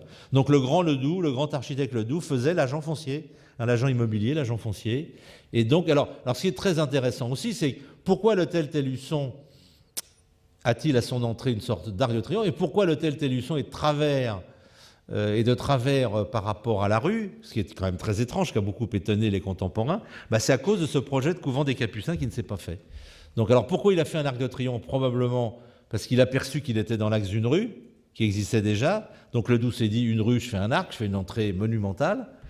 Donc voilà, cette arche célébrissime avec la vue sous l'arche, la vue sous le pont en quelque sorte, qui est une idée reprise au graveur Piranèse qui aimait bien faire des vues à travers un pont. Le pont fait une sorte de cadrage, donc c'est une vue, on appelle ça la vue à la Piranèse, du pont de Piranèse. Donc les graveurs, Ledoux l'a fait exprès, évidemment, tous les graveurs ont évidemment bien vu que c'était intentionnel. Donc cet hôtel a été détruit peu de temps après, quand on a prolongé la rue Laffitte. Parce que c'est un quartier donc, qui est devenu à la mode. Alors, dernier exemple de l'époque, la rue Caumartin, la rue Joubert, la très très belle opération de Brongniart qui est associé avec monsieur de Sainte-Croix, qui est entrepreneur du pavé de Paris, donc un entrepreneur très très riche. Et c'est là qu'on va mettre les Capucins finalement. Les Capucins vont arriver là, c'est l'église Saint-Louis-d'Antin et le couvent des Capucins qui est devenu le lycée d'Orsay. Donc très très belle opération, à la fois spéculative et d'embellissement, un couvent, des belles rues, des immeubles à pans coupés pour faire plus joli. Et Brongniart dessine tout ça, si vous voulez, pour attirer le client. Il dessine là aussi des hôtels particuliers qui n'existent pas encore pour encourager les gens à venir. Alors voilà de beaux immeubles qui n'existent plus, là, qui ont été victimes d'éoles. Ce n'est pas le vent qui les a emportés, c'est la SNCF qui a reconstruit des immeubles pastiches à la place. Donc il n'y a pas très longtemps, ça, c'était il y a 15 ans, c'est pas si vieux que ça. Deux beaux immeubles construits par Brongniart, dont on a les plans et tout. Voilà, bon, à titre de rappel, ce morceau d'architecture néoclassique très très oublié dans Paris, parce qu'il est dans le quartier des grands magasins, on s'arrête au printemps, on ne va pas plus loin. Mais là, il y a des chefs-d'œuvre du néoclassicisme parisien très, très brutal, rugueux, viril. Donc le couvent des Capucins de Brongniart. Et alors voilà par exemple un immeuble qu'on trouve dans Zedingir, qui est rue de la Chaussée-d'Antin. Et voilà ce qu'il est devenu aujourd'hui. Alors on a considéré au XIXe siècle que la façade d'origine, vous voyez, qui est simplement avec des bandeaux horizontaux, et pas très à la mode. Donc, sous le Second Empire, on a retaillé dans l'épaisseur de la pierre pour mettre la façade à la mode. Il y avait suffisamment d'épaisseur dans la pierre de taille pour changer le style. Changer le style en direct dans la pierre de taille. Et c'est un des rares immeubles de cette époque néoclassique qui reste rue de la Chaussée-d'Antin. Alors, rapidement, quelques autres, comme ça, des amusants, si vous voulez. Là, c'est le lotissement de l'hôtel de Soissons, c'est un hôtel particulier. L'aristocratie est en faillite, donc elle fait des opérations spéculatives. Et là, ça s'organise autour de la Halle au Blé, qui va devenir la bourse du travail aujourd'hui. L'image n'est pas bonne, excusez-moi, c'est une mauvaise photocopie des microfilms de la BNF. Mais ça, c'est l'hôtel de Condé, qui est à l'emplacement du quartier de l'Odéon. Le théâtre de l'Odéon est là aujourd'hui. Donc l'hôtel de Condé prenait ce gigantesque îlot, vous voyez, avec ce morceau-là qui n'appartenait pas. Donc les Condé, vous voyez, grande famille s'il en est, sont ruinés, donc vendent leur hôtel pour être détruits. Et à l'emplacement de l'hôtel de Condé, donc on construit le théâtre. Alors là, c'est une opération pareille, à laquelle est mêlé plus ou moins indirectement le comte d'Artois, le frère de Louis XVI d'ailleurs, mais qui ne peut pas apparaître. Donc c'est une opération à la fois d'embellissement, de spéculation. Donc pour payer la construction du théâtre de l'Odéon, Donc les spéculateurs construisent des immeubles qui sont vendus à prix d'or, hein, c'est un très beau quartier, font une très belle place semi-circulaire. Donc on est à la fois, on est dans la symbiose, vraiment le sommet de la symbiose entre la spéculation et l'embellissement, qui sont complètement liés, si vous voulez. Alors arrive la Révolution en fait veut faire pareil. Mais les gens manquent un peu de liquidité, les assignats on va pas loin avec. Il n'y a plus d'aristocrates pour faire ou de fermiers généraux. La moitié des fermiers généraux sont guillotinés. Donc, il n'y a plus de gens pour faire des affaires. Alors, les artistes, si vous voulez, essayent de repérer tous les terrains de couvents qui ont été supprimés. Hein, on supprime les congrégations religieuses. Ça devient bien national. Donc, les artistes, ce fameux plan des artistes, c'est tout simplement un plan sur lequel ces gens-là, des petits architectes, pas très célèbres, ont imaginé qu'on pourrait ouvrir des rues nouvelles. Alors, il y en a qui se sont fait de l'avenue de l'Observatoire, ça s'est fait. La rue de Rivoli, plus ou moins, ça s'est fait, pas comme ça. Mais ils essayent d'imaginer comment on pourrait utiliser, alors là, cette opération sur les terrains de Saint-Lazare. L'opération sur Saint-Lazare, on va la voir dans 5 minutes, elle s'est faite. Mais c'est simplement un repérage des opérations possibles, parce que la Révolution a fait du lotissement exactement par exemple. La première opération de la Révolution, c'est la rue de Rivoli. Et la rue de Rivoli, ça paraît très chic, hein, c'est très beau, mais c'est d'abord, avant tout, un lotissement. C'est-à-dire que c'est Percier-Fontaine qui sont les architectes, mais c'est un lotissement révolutionnaire. C'est l'État révolutionnaire qui se comporte en spéculateur. Le terrain, en plus, il ne lui a pas coûté cher parce qu'il l'a pris au feuillant. Donc, c'est d'autant plus de bénéfice que le terrain n'a rien coûté. Et dessus, on fait cette opération sur laquelle on vend des terrains. On en profite pour mettre le ministère des Finances aussi, qui longtemps a été là. Vous voyez, mais c'est vraiment une pratique, d'Ancien Régime, hein, qui a repris tout à fait la Révolution à son propre bénéfice, c'est tout. Le seul changement, c'est au lieu que ça soit des fermiers généraux qui gagnent de l'argent, c'est l'État. Alors c'est peut-être plus moral que l'État gagne de l'argent que les fermiers généraux, je ne sais pas, mais enfin, le processus est exactement le même. Alors vous voyez, les lotissements sont tellement nombreux, par exemple dans le 9e arrondissement, qu'on a en jaune ceux du 18e, en orange début 19e, en rouge fin 19e. Là on a un quartier, c'est le quartier lotissement, le 9e arrondissement quasiment. Là j'ai pu cartographier tout le 9e arrondissement quand même. Alors on a continué au début du 19e siècle, c'est le lotissement du quartier Saint-Georges. Hein. Alors là aussi on continue dans l'embellissement. Là, c'est la jolie petite place Saint-Georges avec ses beaux immeubles, l'hôtel de Thiers à côté, belle architecture. Mais c'est avant tout un terrain pas possible. Là, il a fallu se démener, vous voyez, pour arriver à percer des rues là-dedans. Hein. La rue de Malle, la rue Notre-Dame-de-Lorette. Voilà, l'église Notre-Dame-de-Lorette est ici. Donc on rentre dans les coins et puis on essaye de se débrouiller. Alors là, c'est un gigantesque lotissement sur le terrain Saint-Lazare qu'on vient de voir. Là aussi, c'est des grands financiers habituels, des banquiers. Alors, c'est plus des financiers, c'est des banquiers à l'époque. Et puis, les architectes, c'est Haudebourg et Visconti. Visconti, c'est quand même l'architecte de l'aile du Louvre qui borde la rue de Rivoli, hein, qui a été remplacé par Lefel.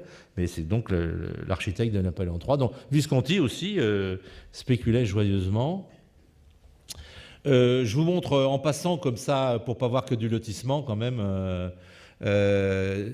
toujours le caractère d'embellissement. Là, ce gigantesque lotissement Poissonnière, c'est aussi une place, hein, la place Franz Liszt. Et puis c'est aussi un très très beau projet parce que comme il y avait des rues étroites et des rues larges, on a voulu que les rues étroites paraissent larges. Alors pour qu'elles paraissent larges, on les entaille à l'entrée pour qu'elles paraissent larges, même si après elles sont étroites. C'est un peu une culture de l'apparence, mais et donc ça s'est fait, plus ou moins. Donc je vous montre cet immeuble-là parce que sauf que là, on n'a pas élargi, hein, celle-là. Mais là, c'est la rue Lafayette, ainsi de suite. Ça, c'est Saint-Vincent-de-Paul, évidemment. Mais alors, voyez ce résultat. Voyez comment la ville prime sur l'architecture. C'est-à-dire, pour donner une forme et une place, pour donner une régularité, une visibilité de l'égalité des largeurs, comment on va entailler un bâtiment. Je veux dire qu'on va coincer, on va le plisser comme un accordéon. Je veux dire, vous voyez ce système-là, juste. Vous voyez comme l'urbain domine l'architecture. Hein. C'est un des exemples parmi 100 000. Et ça donne ce bâtiment étrange construit par l'architecte Auguste Pélochet, qui a construit un immeuble plissé, avec une façade plissée. Un pré-moderne, hein. On adore ça maintenant, les façades plissées. Mais lui, il le faisait pour une raison, c'était urbain, pour une raison urbaine. C'est l'architecture qui se plie aux règles de l'urbain. Pélochet, voilà. Alors des lotissements, il y en a eu des masses, hein, je ne vous les montrerai pas tous. Il y a le quartier de l'Europe, il y a le quartier de Beaugrenelle. Ça, c'est l'étoile, la place Victor Hugo, le lotissement, ça c'est l'avenue Victor Hugo, voilà. Gigantesque lotissement de la plaine de Passy en 1825, un des plus grands de Paris, qui s'est réalisé plus tard dans le temps. C'est-à-dire quand on fait des lissements, on prend le risque que ça ne se fasse pas tout de suite. Alors, on va terminer pratiquement par Haussmann, dont on pourrait parler très très longtemps, mais là je vais juste parler des lotissements haussmanniens seulement, parce qu'il y a aussi des lotissements haussmanniens, contrairement aux apparences. Alors donc, une petite image qui montre Napoléon III Haussmann. Bon, un tableau qui a été refusé, parce que sur cette image, Napoléon III est plus petit qu'Haussmann. Donc, le tableau a été refusé par les courtisans, donc on en a fait un autre où on a mis Napoléon III sur un escalier. Comme ça, il peut paraître plus grand qu'Haussmann. Alors donc, c'est l'introduction à Haussmann. Alors, moyennant quoi, c'est pas Haussmann. Haussmann n'est que le réalisateur. J'ai pas le temps de rentrer dans les détails, mais celui qui a fait le projet, qui l'a pensé, qui l'a l'auteur, quoi, en quelque sorte. L'auteur, c'est Haussmann, c'est Napoléon III. L'interprète, c'est Haussmann, c'est celui qui fait, qui trouve les moyens techniques, financiers, ainsi de suite. Donc ça, c'est un plan des premières idées d'Haussmann qu'on a pu reconstituer d'après une lettre qu'il a envoyée à la commission Siméon en 1853. Donc, dans cette lettre, on décrit, donc je me suis amusé il y a quelques années à prendre un plan de Paris et puis à mettre en rouge les plans, les percées que propose de faire Napoléon III dans cette lettre, qui est son premier jet, son premier projet. Donc il y a déjà plus ou moins, vous voyez, le boulevard Saint-Michel, il y a plus ou moins il y a le boulevard Sébastopol, il y a déjà le futur boulevard Voltaire, vous voyez, entre la Nation et la République, le futur boulevard Henri IV, le Saint-Germain, il n'est pas tout à fait à cet endroit-là, il y a l'amorce de la rue de Rennes. Bon, il y a déjà beaucoup de choses. Tout ça, c'est sorti de la tête de Napoléon III, alors qu'il est beaucoup moins prestigieux, comme j'ai dit tout à l'heure, que Philippe Auguste, qu'Henri IV, que Louis XIV, que Napoléon Ier, mais qui, dans le domaine de penser la ville, est de loin le meilleur, vu que les autres n'ont quasiment rien fait. Surtout Napoléon Ier, il a fait la colonne Vendôme, c'est tout. Il n'a pas fait la place Vendôme, la colonne. Et ça, on connaît par d'autres très bien, celui de Charles Méraud, qui était secrétaire général de la ville de Paris, qui est allé interviewer Napoléon III à Londres, une fois qu'il était en exil à Londres, qu'il interviewait sur ses projets. Et puis Napoléon III avait eu la bonne idée de faire graver son plan. Il a donné un exemplaire au Kaiser, Guillaume Ier, en 1867, quand le Kaiser est venu voir l'Expo universelle. Mais malheureusement, cet unicum, on a cru pendant longtemps qu'il avait brûlé à Berlin. Qu'il avait disparu. Mais heureusement, André Morizet est allé le voir. C'est toute une aventure assez extraordinaire. Donc on a retrouvé ce plan colorié, on l'appelle, parce que Napoléon III faisait ça en couleur, il faisait ça à l'aquarelle. Donc en réunissant le plan de Morizet, restitué par Morizet, le plan restitué par Méraud, on arrive à faire la liste de tout ce qu'a voulu Napoléon III. C'est pas si mal quand même. Il y a la rue des Écoles, il y a le boulevard Saint-Germain, ainsi de suite. Alors les seules choses auxquelles il n'a pas pensé, c'est des choses peut-être moins importantes. C'est une partie du boulevard Raspail, il n'y avait pas pensé. La rue des Pyrénées, ici, qui se prolonge sous divers noms, Michel Bizot, ainsi de suite, jusque dans le 12e arrondissement. L'avenue de la République, il n'y avait pas pensé. Enfin bon, quand même, c'est pas si mal que ça.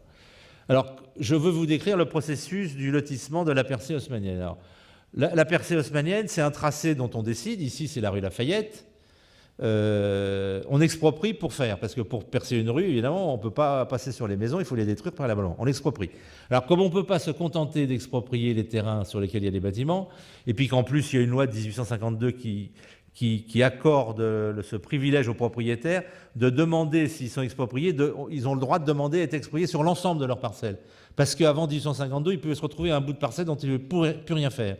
Donc les propriétaires ont le droit de demander à être expropriés sur l'ensemble de leur parcelle. Et les gens sont très friands de ça, d'être expropriés, parce qu'évidemment, ça rapporte beaucoup d'argent, parce que les jurys d'expropriation sont faits de notables, donc ils vendent au prix fort, contrairement à ce qu'on a raconté. Donc on exproprie très large. Ça coûte très très cher à la ville de Paris. La ville de Paris s'est endettée jusque dans les années 30. Les travaux haussmanniens ont été payés par les contribuables parisiens jusqu'en 1930. Donc on exproprie large, on dessine l'emplacement et puis là on va détruire. On détruit tout ça. Puis vous voyez bien qu'à cause des expropriations qui débordent, quelquefois très loin, on va se retrouver avec des terrains libres. Là c'est le boulevard Saint-Germain. Alors le boulevard Saint-Germain, là c'est Saint-Germain-des-Prés. Là c'est la future rue de Rennes. Le boulevard Saint-Germain c'est assez intéressant parce qu'on a décidé de s'aligner sur la rue Saint-Dominique, je crois.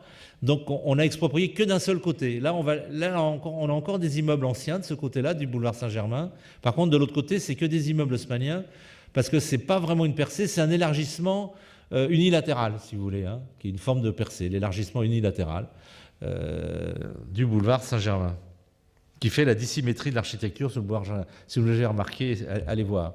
Alors dans certains quartiers on a fait beaucoup, là dans le 9e arrondissement c'est l'ensemble des percées haussmanniennes. Donc Opéra, D'ailleurs, le dernier tronçon du boulevard Haussmann, à l'endroit de la rue Tête-Bout, dans ces coins-là, a été percé en 1930 seulement. On a continué les travaux, non seulement à payer, mais à les faire. Hein. Alors ça, c'est la rue de Maubeuge, la rue de Châteaudun, ainsi de suite. Alors voilà ce que ça donne après, parce qu'on fait de l'architecture. Non seulement la ville de Paris vend les parcelles, mais elle donne un cahier des charges, hein, comme à l'époque de la place Vendôme ou ainsi de suite. C'est-à-dire que les gens achètent une parcelle et le dessin de la façade.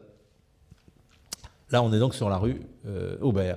Alors, dans certains quartiers, effectivement, on a fait des expropriations très très larges. Ici, c'est le croisement Saint-Michel-Saint-Germain, le quartier de l'hôtel de ville de la place du Châtelet, l'avenue de Victoria. Vous voyez, là aussi, il y a eu de très très grosses modifications, de très importantes. Et donc, vous allez retrouver, avenue Victoria, je n'ai pas la photo, excusez-moi, il faudrait que je la fasse un jour, des immeubles très réguliers, de même ordonnance, c'est des servitudes d'ordonnance, ça s'appelle, qui s'inscrivent dans les actes de vente des parcelles. Alors c'est le quartier de oui, que pour les halles. Non seulement il y a les destructions des halles, mais on est allé même très profondément, puisqu'il y a la rue de Turbigo, qu'on a élargie ou qu'on a essayé d'élargir la rue Montmartre. Donc des opérations extrêmement importantes. Alors pour bien voir le procédé, si vous voulez, ça c'est l'avenue de l'Opéra avant l'opération de la percée. Pour vous repérer, l'Opéra est ici. Hein. L'Opéra se trouve ici. Et ça, c'est boulevard des Capucines, boulevard des Italiens. Et ici, vous avez la rue de Rivoli et le Palais Royal. Donc ça, c'est l'emplacement de ce qu'on va percer. Vous voyez, on exproprie très large. Même là, on est obligé d'exproprier un très très gros morceau parce que la configuration des rues fait que si on expropriait seulement un peu, on se retrouverait avec un morceau de rue, il n'y aurait pas assez d'espace pour construire. Donc on supprime des rues. Même là, il y a une rue qui a été supprimée et là ici, aussi une autre. Voilà. Là, on fait des expropriations très larges. Là, c'est le 4 septembre. On exproprie assez largement. Donc après avoir exproprié, on peut détruire. Donc on perce, voilà, donc on va se retrouver les futurs espaces publics en blanc. Donc on démolit. Alors là, on démolit beaucoup parce qu'en plus, il y avait une butte, la butte Saint-Roch, hein, dont il reste une trace. Quand on prend la rue Sainte-Anne, on s'aperçoit qu'elle monte à partir de la rue du Louvre, hein, à partir de l'avenue de l'Opéra. Si vous faites attention, quand vous remontez vers l'Opéra, toutes les rues à droite montent un peu. Même la rue Molière monte un peu. Parce qu'il y avait une butte qu'on a arasée et dont il reste des traces dans les rues. Donc vous voyez, la rue Saint-Roch, elle est là. Hein. Maintenant, elle est descendue, vous voyez, de quelques mètres. Et puis, on fait un lotissement. Alors, le lotissement haussmannien est un lotissement linéaire. Il ne ressemble pas aux autres, mais c'est-à-dire qu'après avoir remembré toutes les parcelles expropriées, on les divise, mais avec des parcelles beaucoup plus larges. On refait un lotissement. C'est un lotissement. D'ailleurs, le mot lotissement, le premier emploi que j'ai trouvé, c'est sous la plume d'Haussmann. Parce qu'on dit souvent que les lotissements, c'est un mot qui apparaît au XIXe siècle. Ça apparaît sous la plume d'Haussmann, qui parle de lotissement. Donc après les percées, la ville de Paris se fait lotisseur. Là, c'est la ville de Paris qui rachète tous les terrains, qui les revend tous, ce qui lui permet de mettre dans le cahier des charges un certain nombre de règles minimales qui expliquent que les formes des façades doivent filer. C'est-à-dire qu'on indique que les immeubles doivent être construits en pierre de taille.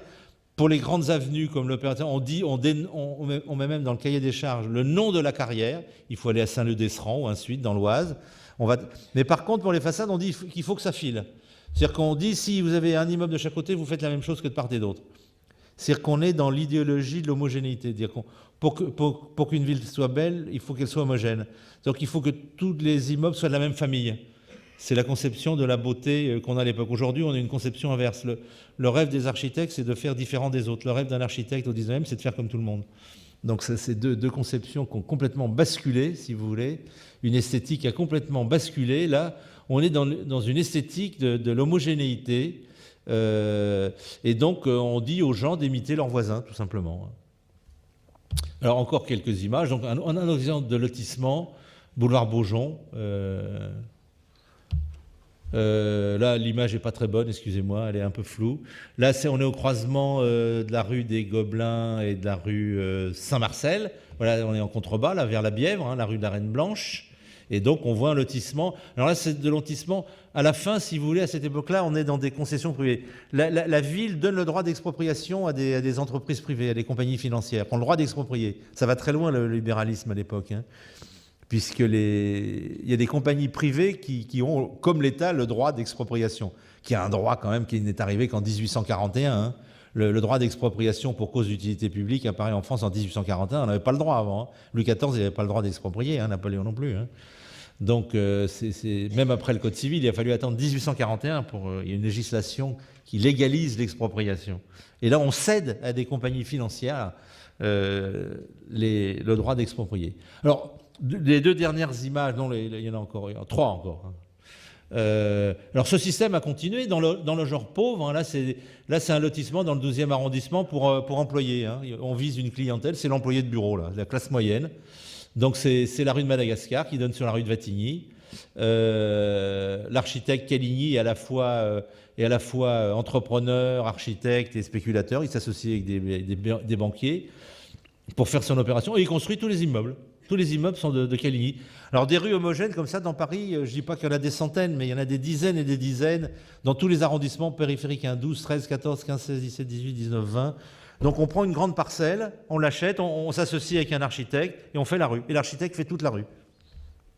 C'est très très familier dans le pays. Alors c'est un sujet auquel personne ne s'intéresse, hein, mais c'est la réalité de Paris. Moi je vous parle du Paris réel. Alors là c'est un peu plus tard, c'est en 1909. C'est la rue de Capri qui est juste en face d'ailleurs, mais alors là c'est après le décret Bonnier. Vous voyez là ça dépasse de partout. Hein. Il y a des balcons absolument partout, il y a des avant-corps, il y a des donc voilà, on voit le passage. Alors je remets la dernière idée pour la dernière image, pardon, pour vraiment les deux idées qui dominent, c'est que vous voulez que la conséquence de ce fait indiscutable que Paris, en tout cas une bonne partie, s'est faite sous forme de lotissement, c'est qu'on a vraiment une ville qui est une ville qui est fabriquée par les Parisiens. C'est la ville des Parisiens, par les Parisiens, à titre privé. C'est un urbanisme privé. Et ça va basculer totalement après la dernière guerre, où l'État se met à diriger toutes les opérations. Bon, on reviendra après avec des SEM, Sociétés d'économie mixte, parce que l'État s'aperçoit qu'il n'a pas les moyens. Mais le premier moment où l'État intervient dans les opérations d'urbanisme, c'est avec Napoléon III, parce que les tracés dits haussmanniens sont imposés. C'est-à-dire les opérations sont menées quelquefois par la ville de Paris, quelquefois par des lotisseurs privés, par des concessionnaires, par des compagnies concessionnaires, on appelle ça. Mais quand même, la décision d'urbaniser le tracé des rues est fait par l'État maintenant. Il y a un basculement, c'est-à-dire qu'on passe d'un urbanisme privé à un urbanisme d'État. Et ça, les gens étaient conscients de ça, si vous voulez. Quand il y a des critiques qui sont faites à la manière dont Paris se développe, le préfet de la Seine, lui-même, Chabrol, sous la Restauration, qui pourtant est un ingénieur des ponts et chaussées, hein, c'est pourtant un homme d'État, dit quand des gens lui posent la question, vous ne faites rien, mais il dit, c'est pas à moi de le faire. Il y a des gens qui ont de l'argent, c'est aux gens qui ont de l'argent à faire l'urbanisme. Donc il y a eu un basculement, et cette histoire des lotissements est un peu la trace, si vous voulez, ce qui permet d'appuyer, de fonder cette idée de passage d'une ville privée à une ville publique. Voilà. J'ai tenu presque 2 heures.